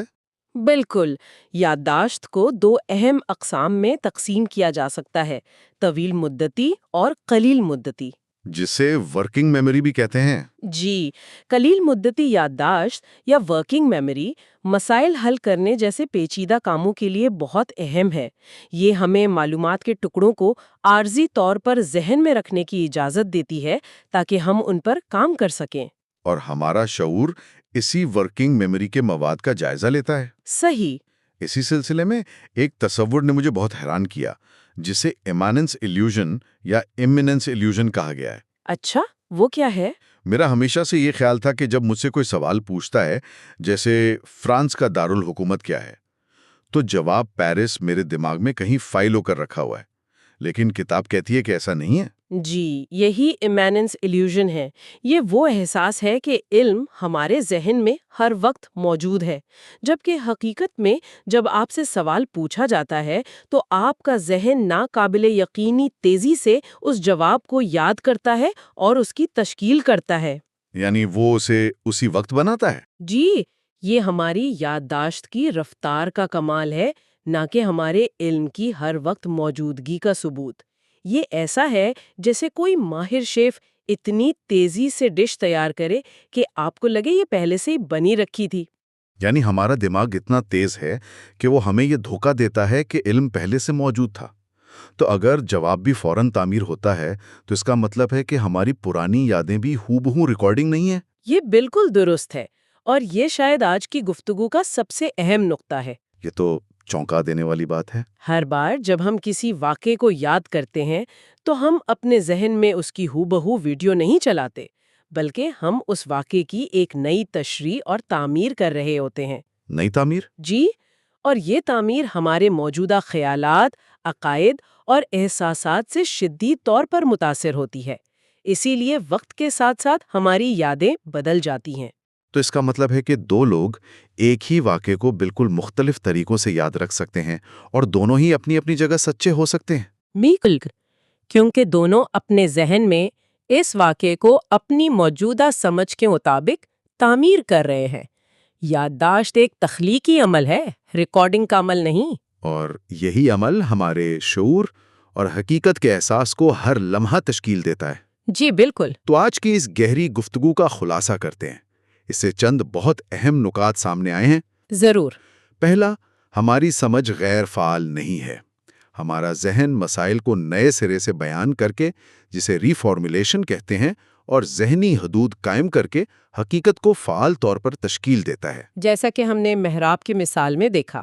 دوسرا، تخلیقی صلاحیت اکثر خود ساختہ ذہنی اصولوں اور حدود کو توڑنے سے پیدا ہوتی ہے، جیسا کہ 9 نقطوں کے مسئلے نے واضح کیا۔ ہمیں اکثر اس ڈبے سے باہر سوچنا پڑتا ہے جو ہم نے خود بنایا ہوتا ہے۔ تیسرا، ہم پرانے خیالات سے اس لیے چمٹے رہتے ہیں क्योंकि सरमाया कारी का उसूल हमें नए और शायद बेहतर तरीकों को अपनाने से रोकता है। हमने अपने पुराने तरीकों में बहुत ज्यादा ज़हनी तवानाई लगाई होती है। चौथा, शऊर का ताल्लुक अब के लम्हे से कम और इस बात से ज़्यादा है कि हमारी यादाश्त हमारे माजी करीब के ख़यालात को कैसे प्रोसेस करती है।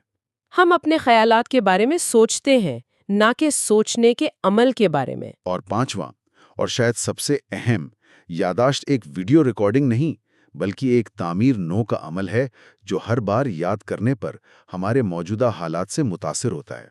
और यही अमल हमारे शऊर और हकीकत के एहसास को तश्कील देता है। आपने बेहतरीन खुलासा किया। और इस गुफ्तगू के आखिर में एक सोच ये उभरती है कि अगर हमारा शऊर हमारे माजी करीब के ख़यालात की यादों से जुड़ा हुआ है और वो यादें खुद हमारी हर लम्हा तामीर करदा हैं, जो हमारे मौजूदा एहसासात से भी मुतासिर होती हैं, तो हमारा लम्हा बलम्हा का तजुर्बा कितना हकीकी है?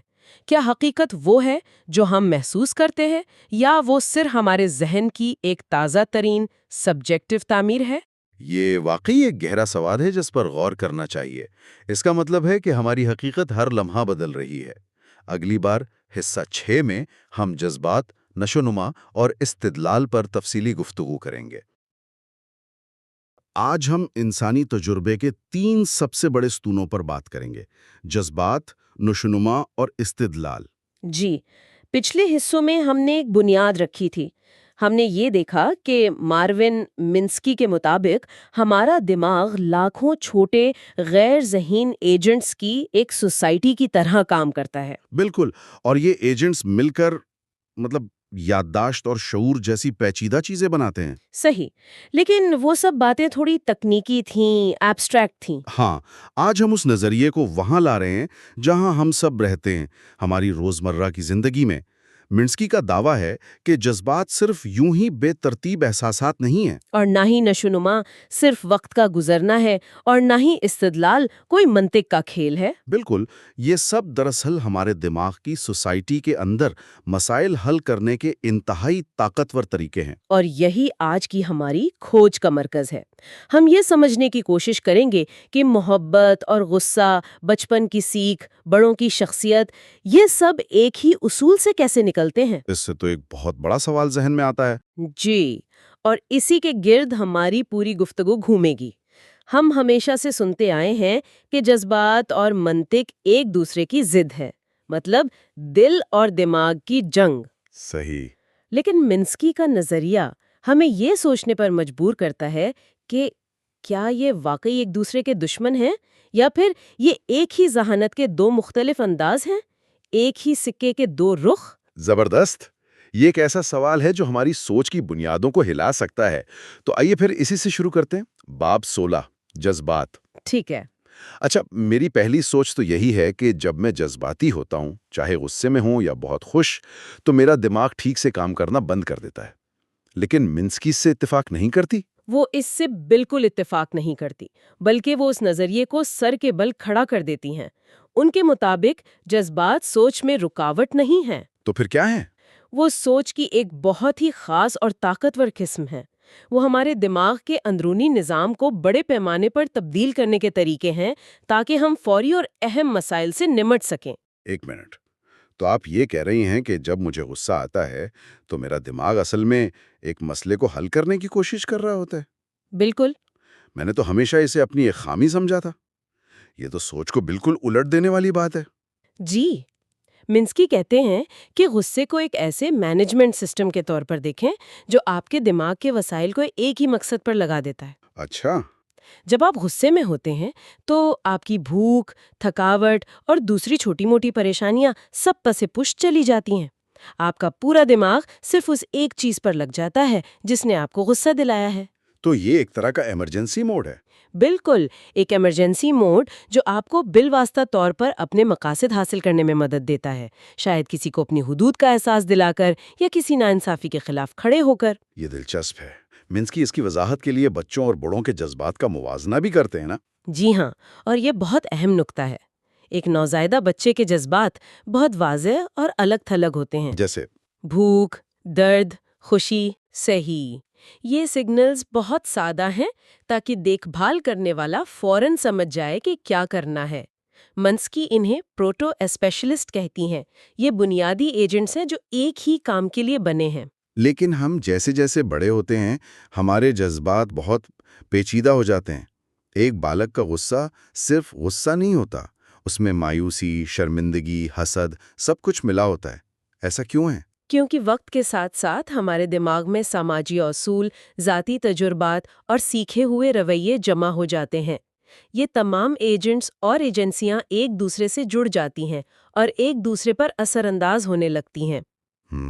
تو ایک بالغ کا جذباتی رد عمل دراصل درجنوں یا سینکڑوں ایجنسیوں کے درمیان ایک پیچیدہ بات چیت کا نتیجہ ہوتا ہے۔ اگر اتنے سارے ایجنٹس ایک ساتھ کام کر رہے ہیں تو دماغ اس پورے سسٹم کو انتشار سے کیسے بچاتا ہے؟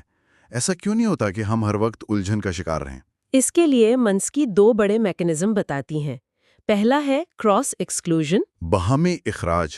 جی، اس کا سیدھا سا مطلب یہ ہے کہ ایک وقت میں ایک ہی بڑا کام کرو۔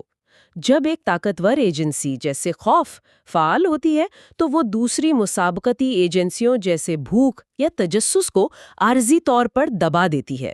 اچھا، جیسے اگر آپ کے پیچھے شیر لگا ہو تو آپ یہ نہیں سوچیں گے کہ رات کے کھانے میں کیا کھانا ہے؟ بالکل، دماغ خود بخود ترجیحات طے کر لیتا ہے۔ اور دوسرا طریقہ کیا ہے؟ آپ نے ایولنچ ایفیکٹس کا ذکر کیا تھا، یہ کیا چیز ہے؟ یہ ایک بہت اہم تصور ہے۔ اس کا مطلب ہے کہ دماغی نظام کو بے قابو سرگرمی سے بچانا۔ سوچیں کہ اگر ایک ایجنٹ دوسرے کو فعال کرے اور وہ تیسرے کو، اور یہ سلسلہ چلتا رہے تو کیا ہوگا؟ ایک ذہنی طوفان کھڑا ہو جائے گا۔ صحیح۔ دماغ میں ایسے نظام ہوتے ہیں جو اس برفانی تودے کو روکتے ہیں، جیسے ایک ڈیم پانی کے بہاؤ کو کنٹرول کرتا ہے تاکہ سیلاب نہ آئے۔ دماغ بھی اپنے اندر معلومات اور خیالات کے سیلاب کو روکنے کے لیے ایسے ہی بریک استعمال کرتا ہے۔ تو خلاصہ یہ ہے کہ جذبات بے ترتیب نہیں بلکہ ذہانت کا ایک منظم حصہ ہیں۔ جی، اور یہیں سے منسکی کا وہ مشہور سوال آتا ہے کہ کیا کوئی مشین جذبات کے بغیر واقعی ذہین ہو سکتی ہے؟ جی، اور ان کے نظریے کے مطابق جواب ہے نہیں، کیونکہ اگر ذہانت مسائل حل کرنے کی صلاحیت کا نام ہے تو جذبات بڑے اور فوری مسائل کو حل کرنے کا سب سے مؤثر طریقہ ہے۔ تو سوال یہ نہیں کہ کیا مشینیں محبت یا غصہ محسوس کر سکتی ہیں، بلکہ یہ ہے کہ کیا وہ ان جیسے طاقتور دماغی سوئچز کے بغیر پیچیدہ دنیا میں زندہ رہ سکتی ہیں؟ واہ!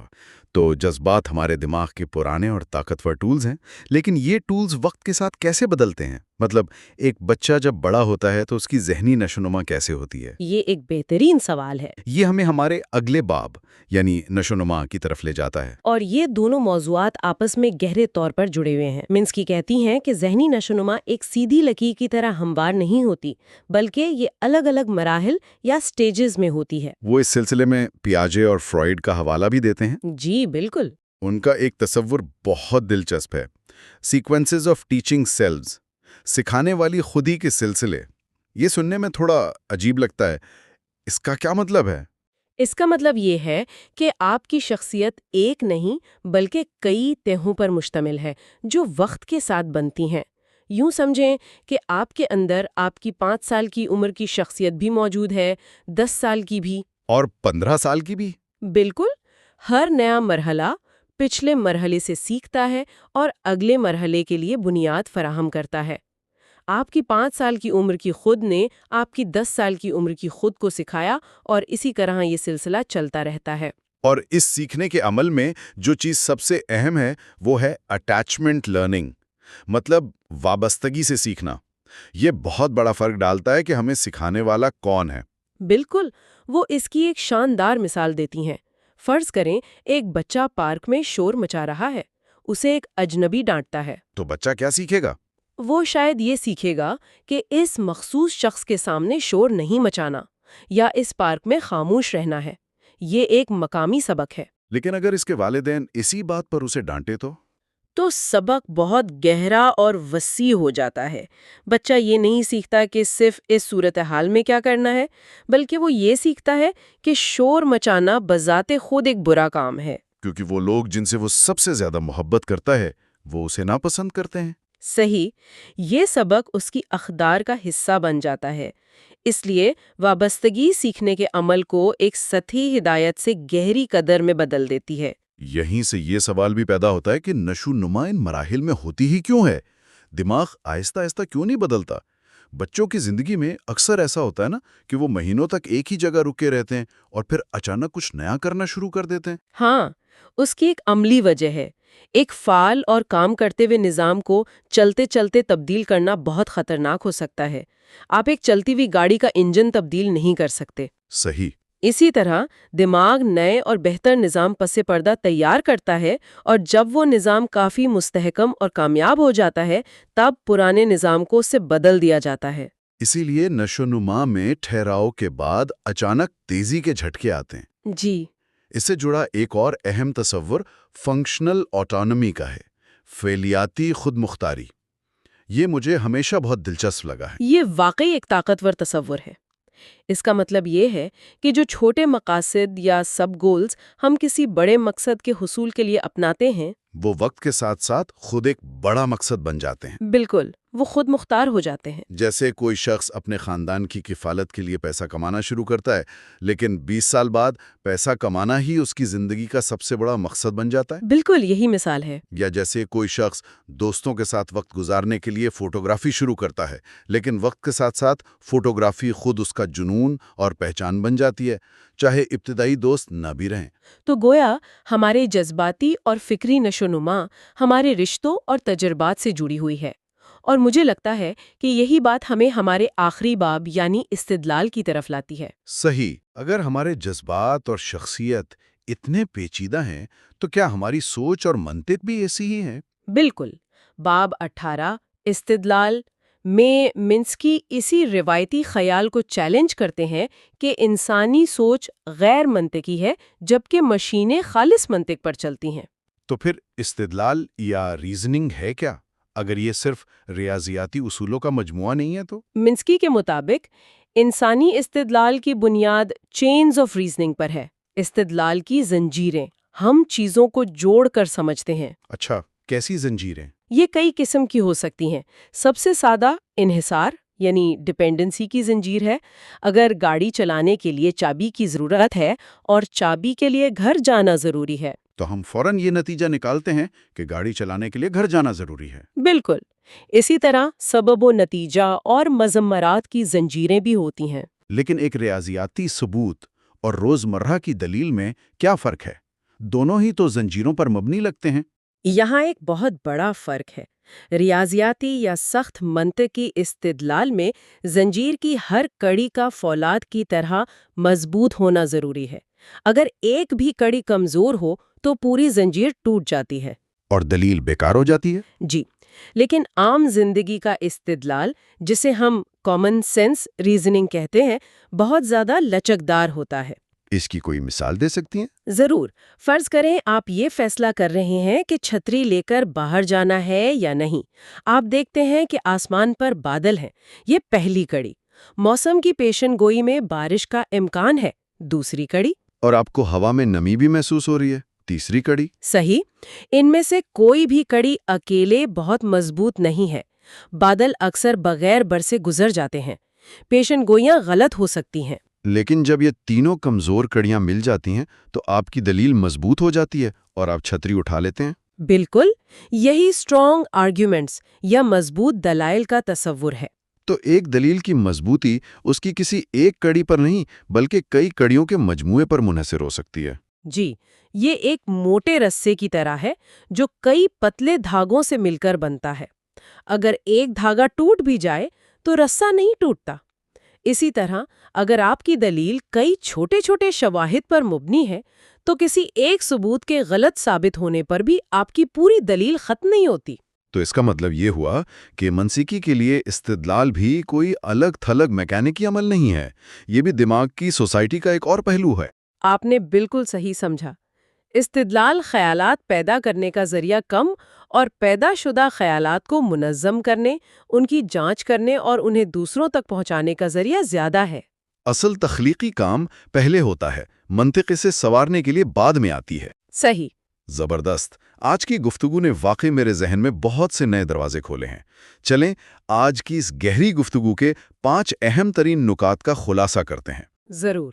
پہلا نکتہ، جذبات غیر معقول نہیں، بلکہ یہ مسائل کو حل کرنے کے لیے ہمارے دماغ کے طاقتور مینجمنٹ سسٹمز ہیں۔ دوسرا، ذہنی نشوونما ایک ہموار سفر نہیں بلکہ یہ الگ الگ مراحل میں ہوتی ہے، جس میں وابستگی سے سیکھنا ہماری اقدار کی تشکیل میں کلیدی کردار ادا کرتا ہے۔ تیسرا نقطہ فنکشنل آٹونومی کے بارے میں تھا کہ کیسے چھوٹے مقاصد وقت کے ساتھ ساتھ خود بڑے اور خود مختار عزائم میں ڈھل سکتے ہیں۔ چوتھا، انسانی استدلال سخت منطق پر نہیں چلتا بلکہ یہ لچکدار زنجیروں پر مبنی ہوتا ہے جو کئی کمزور شواہد کو ملا کر ایک مضبوط دلیل بنا سکتا ہے۔ اور پانچواں اور آخری نقطہ جو ان سب کو جوڑتا ہے، یہ تمام اعلیٰ سطح کے افعال، جذبات، نشوونما اور استدلال دماغ کی سوسائٹی کے اندر الگ الگ نہیں بلکہ ایک دوسرے سے گہرائی میں جڑے ہوئے ہیں۔ ان تمام نکات کو ذہن میں رکھتے ہوئے میں سننے والوں کے لیے ایک حتمی غور طلب نقطہ چھوڑنا چاہوں گی۔ ضرور۔ اگر جذبات، نشوونما اور استدلال یہ سب ہمارے دماغ کے اندر لاکھوں ایجنٹوں کے پیچیدہ تعاملات کا نتیجہ ہیں، تو کیا ہماری شخصیت یا میں کوئی ٹھوس چیز ہے؟ یا یہ محض ایک ابھرتا ہوا نمونہ ہے، ایک کہانی ہے جسے ہمارا دماغ مسلسل خود کو سناتا ہے اور جس سے ہم وقت کے ساتھ ساتھ خود بناتے اور دوبارہ بناتے ہیں؟ یہ سوچنے پر مجبور کرتا ہے کہ خود کا تصور کتنا متحرک ہے۔ یہ واقعی ایک گہری سوچ ہے جس پر غور کرنے کی ضرورت ہے۔ اس کے ساتھ ہی آج کے لیے اتنا ہی۔ حصہ 7 میں ہم زبان، خیالات اور فریمز کے موضوعات پر جائیں گے، ابواب 19 سے 22۔ آج ہم مارون منسکی کی کتاب دی سوسائٹی آف مائنڈ کی گہرائیوں میں اتر رہے ہیں۔ جی، اور خاص طور پر ان ابواب کا جائزہ لے رہے ہیں جو اس بات سے پردہ اٹھاتے ہیں کہ ہمارے خیالات الفاظ کی شکل کیسے اختیار کرتے ہیں۔ بالکل۔ آج ہم باب 19 سے 22 تک کا سفر کریں گے، جن میں الفاظ اور خیالات، سیاق و سباق اور ابہام جیسے موضوعات شامل ہیں۔ اور پھر ٹرانسفریمز اور اظہار خیال پر بھی بات ہوگی۔ یہ ابواب ایک پل کی طرح ہیں جو ہمارے ذہن کی خاموش اندرونی دنیا کو باہر کی لفظی دنیا سے جوڑتے ہیں۔ تو آئیے اس کو کھولتے ہیں۔ باب 19، الفاظ اور خیالات۔ جب ہم کوئی لفظ استعمال کرتے ہیں جیسے سیب، تو ہمارے دماغ میں ہوتا کیا ہے؟ کیا صرف ایک پھل کی تصویر آتی ہے یا کچھ اور ہوتا ہے؟ نہیں، یہ اس سے کہیں زیادہ پیچیدہ ہے۔ منسکی کے مطابق لفظ سیب صرف ایک لیبل نہیں ہے، یہ ایک سوئچ کی طرح ہے۔ سوئچ؟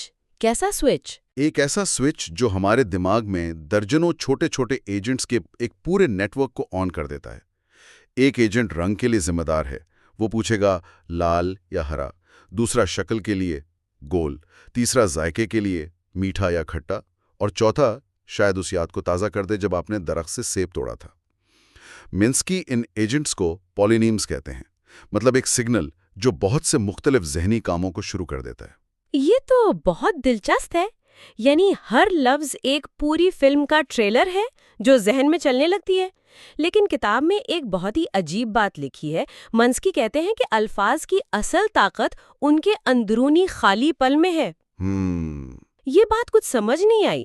خالی پن طاقتور کیسے ہو سکتا ہے؟ یہ تو الٹا لگتا ہے۔ یہ ایک بہترین سوال ہے اور منسکی کے نظریے کا مرکز بھی۔ دیکھیں، اسے ایک خالی کنٹینر کی طرح سمجھیں۔ لفظ محبت بذات خود خالی ہے۔ اچھا۔ جب آپ یہ لفظ سنتی ہیں تو آپ کا ذہن اس خالی کنٹینر کو اپنی یادوں، تجربات اور احساسات سے بھر دیتا ہے۔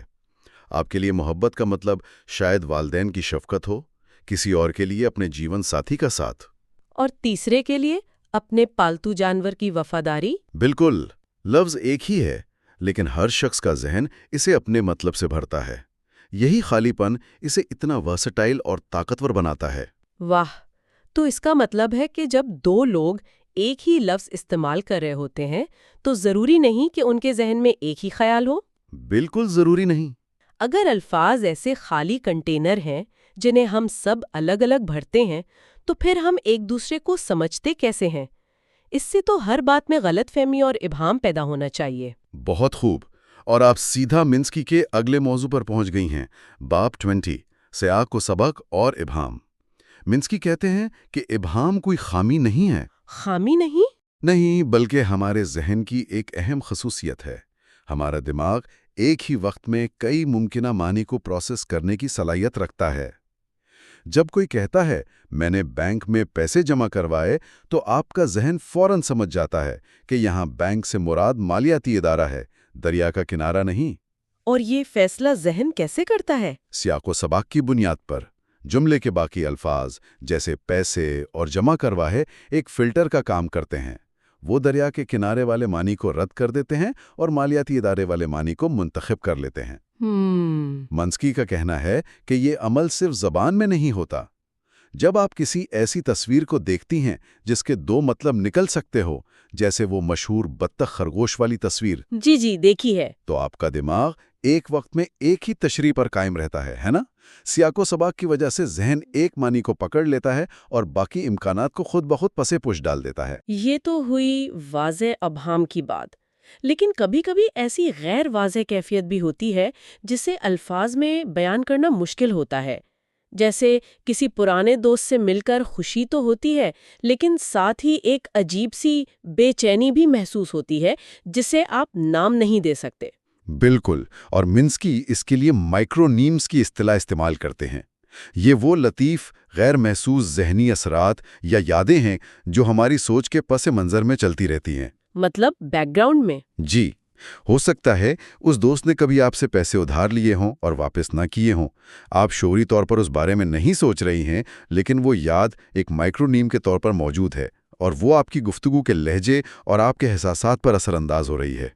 یہ ہمارے خیالات کی بیک گراؤنڈ میوزک کی طرح ہے۔ اچھا، تو ہمارا ذہن ایک طرف تو الفاظ کے ذریعے بڑے بڑے نیٹ ورکس کو فعال کرتا ہے اور دوسری طرف ان لطیف مائکرونیمز سے بھی متاثر ہوتا ہے۔ یہ سب بہت پیچیدہ لگتا ہے۔ اتنی ساری چیزوں کو سنبھالنے کے لیے کیا ذہن کوئی شارٹ کٹس بھی استعمال کرتا ہے؟ یقیناً کرتا ہے، اور یہ ہمیں باب 21 ٹرانس فریمز کی طرف لے جاتا ہے۔ منس کی زبان میں استعمال ہونے والے ایک بہت عام شارٹ کٹ کی بات کرتے ہیں، ضمیر یعنی پروناؤنس۔ جیسے وہ، اس یا یہ؟ جی، لیکن وہ انہیں ایک نیا نام دیتے ہیں، پروناؤنس۔ منسکی کہتے ہیں کہ جب کوئی کہتا ہے اسے اٹھاؤ، تو لفظ اسے پچھلے جملے کے کسی لفظ کا حوالہ نہیں دے رہا۔ تو پھر کس چیز کا حوالہ دے رہا ہے؟ یہ براہ راست سننے والے کے ذہن میں اس وقت جو خیال یا چیز سب سے زیادہ فعال ہے اس کی طرف اشارہ کر رہا ہے۔ یہ ایک ذہنی پوائنٹر ہے، لفظی نہیں۔ اچھا، تو یہ ایک طرح کا ذہنی ٹیلیپیتھی کا کام کرتا ہے، جہاں بولنے والا یہ فرض کر رہا ہے کہ سننے والے کے ذہن میں کیا چل رہا ہے۔ یہ تو بہت مؤثر طریقہ ہے، لیکن ٹرانس فریمز کیا ہیں؟ یہ نام ہی بہت تکنیکی لگتا ہے۔ اسے ایک ذہنی بلو پرنٹ یا نقشے کے طور پر سوچیں۔ فرض کریں ایک آرکیٹیکٹ کے پاس باتھ روم کا ایک بنیادی نقشہ ہے۔ ٹھیک ہے۔ ایک دروازہ ہوگا، ایک سنک ہوگا، ایک ٹوائلٹ ہوگا۔ اب وہ اس نقشے کو ایک چھوٹے سے اپارٹمنٹ میں بھی استعمال کر سکتا ہے اور ایک بڑے بنگلے میں بھی۔ بس چیزوں کا سائز اور سٹائل بدل جائے گا، لیکن بنیادی ڈھانچہ وہی رہے گا۔ ٹرانس فریم بھی اسی طرح کام کرتا ہے۔ یہ کسی عمل کو سمجھنے کا ایک ذہنی نقشہ ہے۔ مثال کے طور پر کسی کو کچھ دینے کا عمل۔ اس کا ایک بنیادی ذہنی نقشہ ہے جس میں 3 حصے ہیں، ایک دینے والا، ایک لینے والا اور ایک چیز جو دی جا رہی ہے۔ اب منسکی کہتے ہیں کہ ہمارا ذہن اسی ایک نقشے کو درجنوں مختلف صورتحال پر لاگو کرتا ہے۔ جیسے علی نے سارا کو کتاب دی، یہ ایک ٹھوس چیز کی منتقلی ہے۔ استاد نے طالب علم کو علم دیا، یہ ایک غیر مادی خیال کی منتقلی ہے۔ زندگی نے مجھے ایک سبق دیا، یہ ایک تجربے کی منتقلی ہوئی۔ تینوں جملوں میں بنیادی ڈھانچہ یعنی ٹرانس فریم ایک ہی ہے، ایک چیز ایک جگہ سے دوسری جگہ منتقل ہو رہی ہے۔ کو اٹھا کر کسی بالکل مختلف مسئلے پر لاگو کر دیتے ہیں۔ یہ تو سوچنے کا ایک بہت ہی طاقتور طریقہ ہے۔ بہترین تشبیہ ہے، ذہنی ریسائکلنگ۔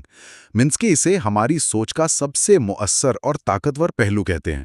یہی وجہ ہے کہ ہم مشابہتوں اور استعاروں کو اتنی آسانی سے سمجھ لیتے ہیں۔ ٹھیک ہے، تو اب ہمارے پاس ذہنی مشینری کے کئی پرزے جمع ہو گئے ہیں۔ الفاظ ہیں جو ایجنٹس کو فعال کرتے ہیں، سیاق و سباق ہے جو معنی واضح کرتا ہے، اور ٹرانس فریمز ہے جو اعمال کو منظم کرتے ہیں۔ جی، یہ سب آخر میں باب 22 یعنی اظہار خیال میں کیسے اکٹھا ہوتا ہے؟ یہ ساری اندرونی کارروائی آخرکار ہماری زبان پر ایک جملے کی شکل میں کیسے آتی ہے؟ یہ اظہار کا عمل اتنا سیدھا نہیں جتنا لگتا ہے۔ منسکی کے مطابق جب آپ کوئی خیال بیان کرنے کا فیصلہ کرتی ہیں تو آپ اپنے ذہن میں موجود خیال کو براہ راست باہر نہیں نکالتی۔ تو پھر کیا ہوتا ہے؟ بلکہ آپ پہلے اس خیال کا ایک اندرونی ماڈل یا نقل تیار کرتی ہیں، پھر آپ کے دماغ کے لسانی مراکز اس ماڈل پر کام کرتے ہیں، اس کے لیے مناسب الفاظ اور جملوں کی ساخت تلاش کرتے ہیں۔ اس دوران آپ اپنی ذہن میں خود کو وہ جملہ بولتے ہوئے سنتی ہیں اور اس کی اصلاح کرتی ہیں۔ یہ سب کچھ 1 سیکنڈ سے بھی کم وقت میں؟ جی، یہ سب 1 سیکنڈ سے بھی کم وقت میں ہوتا ہے۔ تو یہ معلومات کی ترسیل سے زیادہ ہے۔ یہ تو ایسا ہے جیسے کوئی مجسمہ ساز پہلے اپنے ذہن میں ایک خاکہ بنائے، پھر مٹی سے اس کا ماڈل تیار کرے اور پھر اسے تراش کر حتمی شکل دے۔ بالکل یہی بات ہے، اور اس عمل کا سب سے حیران کن پہلو یہ ہے کہ خیال کو الفاظ کا جامہ پہنانے کی کوشش خود اس خیال کو بدل سکتی ہے۔ اچھا، وہ کیسے؟ جیسے ہی آپ اسے بیان کرنے کی کوشش کرتی ہیں، آپ کو اس میں موجود کمزوریاں یا نئے پہلو نظر آنے لگتے ہیں جو آپ نے پہلے نہیں سوچے تھے۔ یہی وجہ ہے کہ جب ہم کسی دوسرے کو کوئی چیز سمجھانے کی کوشش کرتے ہیں تو وہ چیز ہمیں خود زیادہ اچھی طرح سمجھ آ جاتی ہے۔ یعنی اظہار کا عمل خود ایک تخلیقی اور دریافت کا عمل ہے۔ بالکل۔ تو اس سب کا کیا مطلب ہے؟ آئیے آج کی اس گہری گفتگو کے اہم نکات کا خلاصہ کرتے ہیں۔ پہلا، زبان صرف رابطے کا ذریعہ نہیں بلکہ سوچنے کا ایک بنیادی اوزار ہے۔ جی، جو ہمارے ذہن میں ایجنٹس کے پورے نیٹ ورک کو فعال کر دیتا ہے۔ دوسرا، الفاظ کی طاقت ان کے خالی پن میں ہے جو ہمیں اپنے انفرادی تجربات سے ان میں معنی بھرنے کی اجازت دیتا ہے۔ صحیح۔ تیسرا، ابہام ہمارے ذہن کی کوئی خامی نہیں بلکہ ایک خوبی ہے جو لچک پیدا کرتی ہے، اور سیاق و سباق وہ چابی ہے جو اس ابہام میں سے درست معنی کا تالا کھولتی ہے۔ اور چوتھا نقطہ یہ کہ ہمارا ذہن ٹرانسفرنس جیسی ذہنی ری سائیکلنگ کی تکنیک استعمال کرتا ہے جس سے ہم ایک شعبے کے علم کو دوسرے پر لاگو کر سکتے ہیں۔ اور پانچواں، کسی خیال کا اظہار صرف اسے بیان کرنا نہیں بلکہ یہ خود ایک تخلیقی عمل ہے جو ہماری اپنی سمجھ کو گہرا اور تبدیل کر سکتا ہے۔ اور یہ سب ایک بہت ہی بنیادی اور اہم سوال پیدا کرتا ہے۔ اگر کسی خیال کو بیان کرنے کا عمل اسے بدل دیتا ہے تو کیا ہم کبھی بھی ایک خالص یا اصل خیال کا اظہار کر سکتے ہیں؟ یا ہر وہ خیال جو ہم دوسروں تک پہنچاتے ہیں وہ ہمارے ذہن میں موجود خیال کا ایک بدلا ہوا ترجمہ شدہ ورژن ہوتا ہے؟ اگر ایسا ہے تو مشترکہ علم اور حقیقی افہام و تفہیم کی نوعیت کے بارے میں یہ کیا ظاہر کرتا ہے؟ واہ، اس پر ضرور غور کیجیے گا۔ اگلے اور آخری حصے یعنی حصہ 8 میں ہم فریمز، تقابلات اور کتاب کا خلاصہ ایپیلاگ سمیت پیش کریں گے جس میں باب 23 سے 30 تک شامل ہوں گے۔ آج ہم مارون منسکی کی کتاب دی سوسائٹی آف مائنڈ پر اپنی گفتگو کے بالکل آخری پڑاؤ پر ہیں۔ یہ ہمارا 8واں اور آخری حصہ ہے اور آج ہم ان تمام چھوٹے چھوٹے دھاگوں کو جوڑ کر ایک مکمل تصویر بنانے جا رہے ہیں۔ ہم ابواب 23 سے 30 تک کا سفر کریں گے، موازنے سے لے کر ذہن کے اندر حقیقت کی تعمیر تک۔ تو آج ہم دیکھیں گے کہ ذہن کی یہ سوسائٹی آخر کام کیسے کرتی ہے۔ جی بالکل، آج کا مقصد یہی ہے کہ ہم ان تمام چھوٹے چھوٹے ایجنٹس، یادداشت کے کی لائنز اور سیکھنے کے طریقوں کو ملا کر یہ سمجھیں کہ ہمارا ذہن دنیا کا ایک اندرونی ماڈل کیسے تیار کرتا ہے۔ اچھا، یہ اس پوری سیریز کا نچوڑ ہے کہ ہم حقیقت کو براہ راست نہیں بلکہ اپنے بنائے ہوئے ماڈلز کے ذریعے سمجھتے ہیں۔ اور اس منزل تک پہنچنے سے پہلے یہ یاد کرنا ضروری ہے کہ یہ سفر کتنا شاندار رہا ہے۔ ہم نے اس گفتگو کا آغاز ایک انقلابی خیال سے کیا تھا کہ ذہن کوئی ایک پراسرار چیز نہیں بلکہ چھوٹے چھوٹے بے عقل ایجنٹس کی ایک پوری سوسائٹی ہے۔ جی، وہاں سے ہم نے دیکھا کہ یہ سوسائٹی یادیں کیسے بناتی ہے، غلطیوں سے کیسے سیکھتی ہے اور جذبات اس کے کام پر کیسے اثر انداز ہوتے ہیں۔ آج ہم دیکھیں گے کہ یہ سب مل کر وہ چیز کیسے بناتے ہیں جسے ہم حقیقت کہتے ہیں۔ تو آئیے اس آخری حصے کا آغاز کرتے ہیں۔ آئیے کرتے ہیں۔ کتاب کے آخری حصے کی شروعات ایک ایسے عمل سے ہوتی ہے جو ہم ہر وقت کرتے ہیں، موازنہ کرنا۔ ہم ہر وقت چیزوں، خیالات اور لوگوں کا موازنہ کر رہے ہوتے ہیں۔ یہ بہت عام سی بات لگتی ہے، لیکن منسکی کہتے ہیں کہ یہ اتنا سیدھا کام نہیں ہے۔ وہ یہاں ایک مسئلے کی بات کرتے ہیں کہ ہمارا ذہن دو چیزوں کا موازنہ کرتے وقت ایک ہی پیمانہ کیسے استعمال کرتا ہے۔ وہ اس سے ڈپلیکیشن کا مسئلہ کہتے ہیں۔ یہ کیا ہے؟ یہ ایک بہت گہرا نقطہ ہے۔ دیکھیں، اس کا مطلب یہ ہے کہ اگر آپ دو چیزوں، مان لیں 2 سیبوں، کم منصفانہ موازنہ کرنا چاہتے ہیں جی، تو آپ کے ذہن میں ان کا تجزیہ کرنے والے ایجنٹس بالکل ایک جیسے ہونے چاہیے۔ اچھا، اگر ایک سیب کو پرکھنے والے ایجنٹس دوسرے سے مختلف ہوں گے تو آپ یہ کیسے جانیں گے کہ فرق سیبوں میں ہے یا آپ کے پرکھنے کے نظام میں؟ صحیح۔ اور ذہن کے لیے ہر چیز کی 2 ایک جیسی کاپیاں بنانا وسائل کا ضیاع ہے۔ اچھا، تو ذہن اس مسئلے سے کیسے نمٹتا ہے؟ وہ 2 الگ الگ مشینیں استعمال کیے بغیر ایک ہی مشین سے 2 چیزوں کا موازنہ کیسے کرتا ہے؟ منسکی اس کا ایک بہت ہی خوبصورت حل پیش کرتے ہیں جسے وہ ٹائم بلنکنگ کہتے ہیں۔ Time blinking? جی، اسے ایسے سمجھیں جیسے ایک ہی ہاتھ سے 2 الگ الگ چیزوں کو تولنا۔ آپ پہلے ایک کو اٹھاتے ہیں، اس کا وزن محسوس کرتے ہیں، پھر فوراً اسے رکھ کر دوسری کو اٹھاتے ہیں۔ ٹھیک ہے۔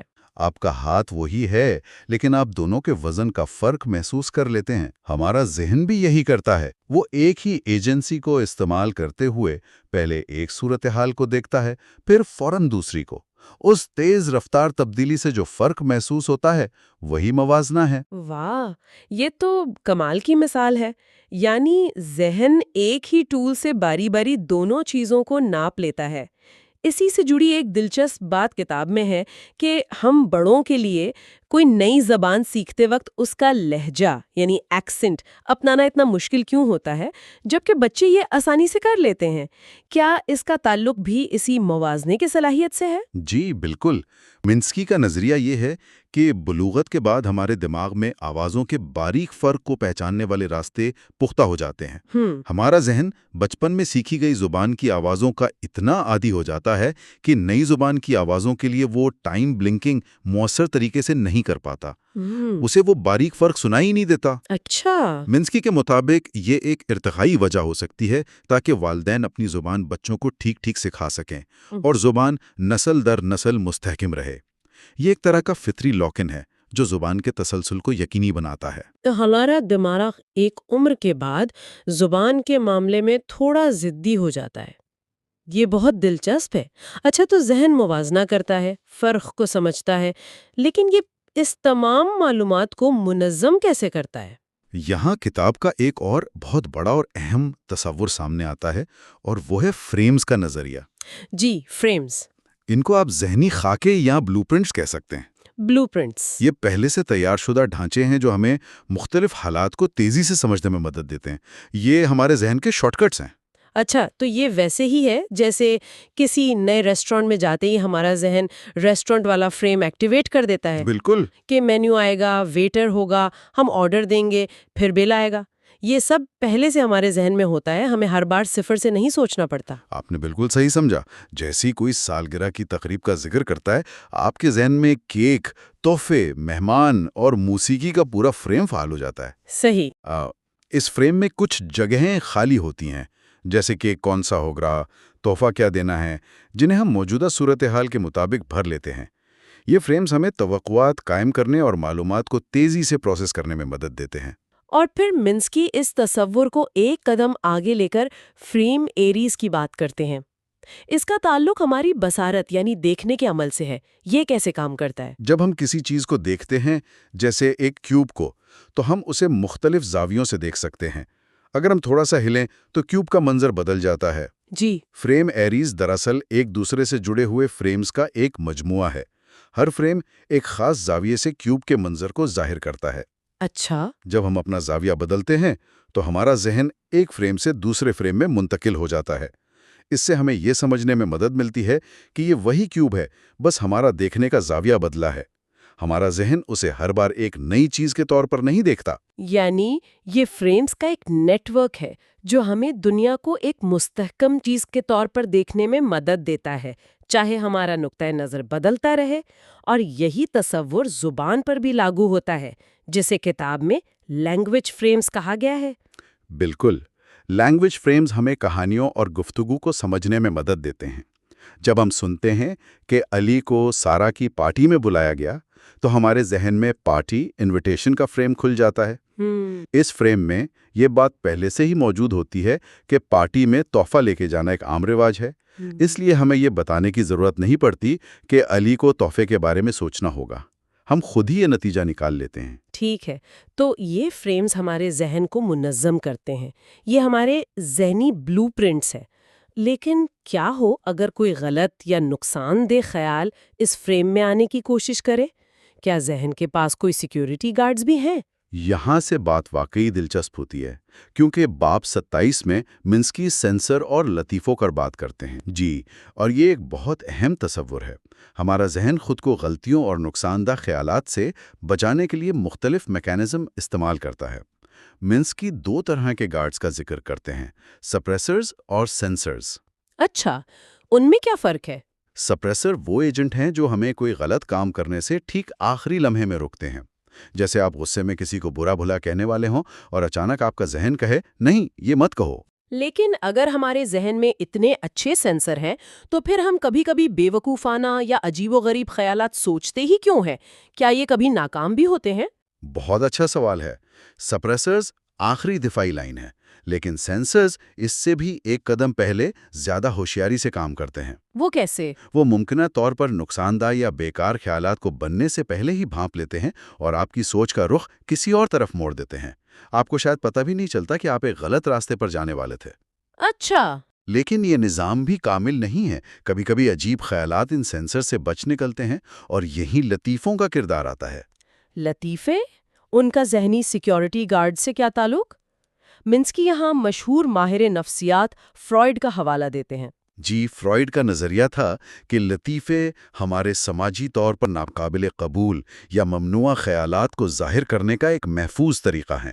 وہ ان خیالات کو ایک ایسی ہوشیار یا معصوم شکل میں پیش کرتے ہیں کہ ہمارے ذہنی سینسر انہیں گزرنے دیتے ہیں۔ اچھا، لیکن منسکی اس میں ایک اور زیادہ گہری بات شامل کرتے ہیں۔ وہ کہتے ہیں کہ ہنسی ہمارے سوچنے کے عمل میں ایک طاقتور خلل ڈالتی ہے۔ جب ہم کسی لطیفے پر ہنستے ہیں تو ہمارا دماغی کام ایک لمحے کے لیے رک جاتا ہے۔ میں نے کبھی سوچا نہیں تھا کہ ہنسی کا تعلق ہمارے ذہنی نظام کی صفائی سے ہو سکتا ہے۔ یہ تو بالکل ایک نیا زاویہ ہے۔ یعنی جب ہم کسی بیتوکی بات پر ہنستے ہیں جو یہ ہمارا ذہن ہے جو کہہ رہا ہے یہ سوچنے کا طریقہ غلط ہے، اسے نوٹ کر لو۔ بالکل، وہ خلل ہمارے سینسز کو یہ سیکھنے اور یاد رکھنے کا موقع فراہم کرتا ہے کہ کون سا خیال یا سوچ کا سلسلہ مذاکرہ خیز یا بیکار تھا۔ اس طرح ہنسی صرف تفریح نہیں بلکہ یہ ذہن کے لیے ایک سیکھنے اور خود کو بہتر بنانے کا عمل بھی ہے۔ یہ ایک طرح کا کوگنیٹو ڈی بگنگ ٹول ہے۔ زبردست! تو ہم نے دیکھ لیا کہ ذہن موازنہ کیسے کرتا ہے، فریمز کے ذریعے معلومات کو منظم کیسے کرتا ہے اور سینسز کے ذریعے خود کو کیسے بچاتا ہے۔ اب ہم کتاب کے بالکل آخری ابواب کی طرف بڑھ رہے ہیں، جہاں منسکی ان تمام نظریات کو جوڑ کر بتاتے ہیں کہ ہمارا ذہن اس بیرونی دنیا سے کیسے تعلق قائم کرتا ہے۔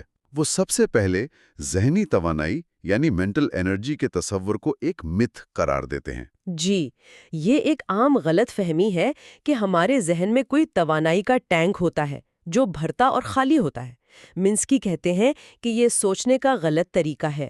ہمارا ذہن کسی معیشت کی طرح کام کرتا ہے جہاں مختلف ایجنٹس محدود وسائل جیسے توجہ اور پروسیسنگ پاور کے لیے مقابلہ کرتے ہیں۔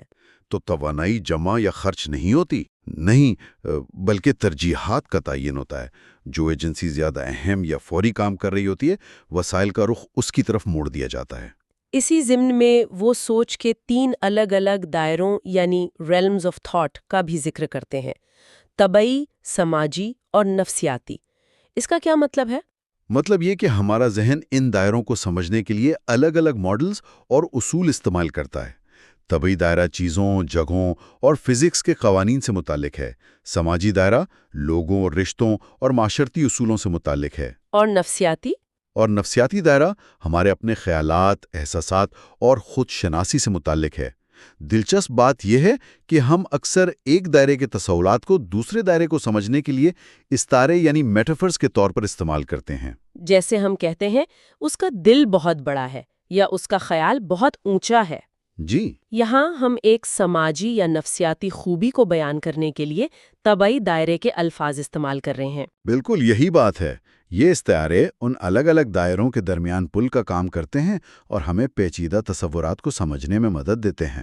اور اب ہم پہنچتے ہیں اس پوری کتاب اور اس سیریز کے حتمی نتیجے پر، ذہنی ماڈلز۔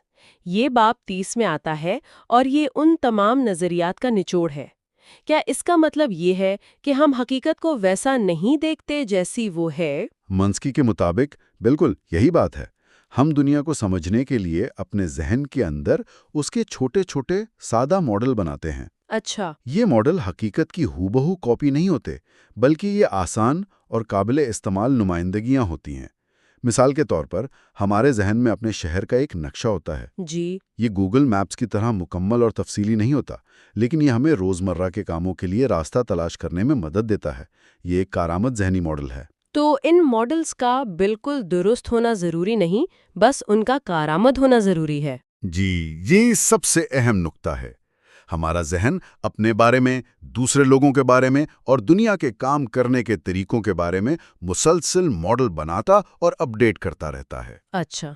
ہم ان ماڈلز کو استعمال کر کے مستقبل کی پیشگوئی کرتے ہیں، منصوبے بناتے ہیں اور فیصلے کرتے ہیں۔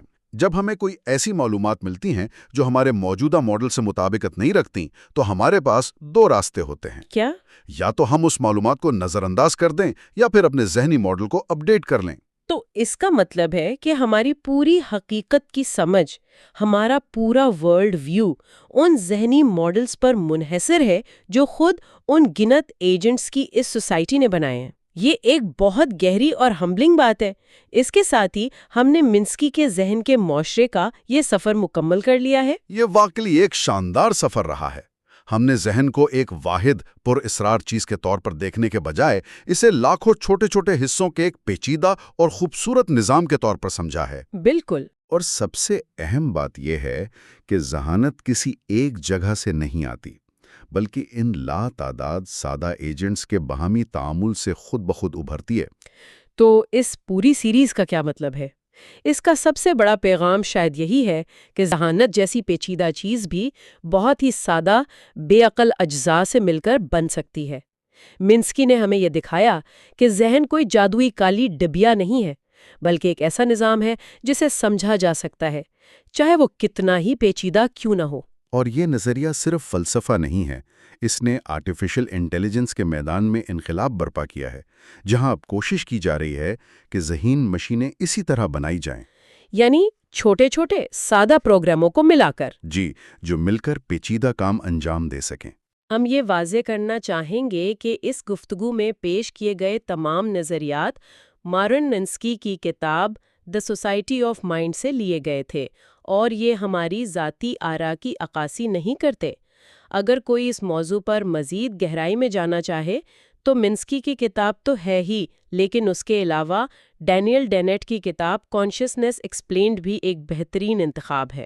جی، اور اسی طرح ڈگلس ہوفسٹیڈر کی گوڈل ایشر باخ بھی ذہن، ذہانت اور خود آگاہی کے موضوعات کو ایک بہت ہی منفرد اور فنکارانہ انداز میں پیش کرتی ہے۔ اس گفتگو کو ختم کرتے ہوئے ایک آخری سوال ذہن میں آتا ہے جسے ہم اپنے سامعین کے لیے چھوڑنا چاہیں گے۔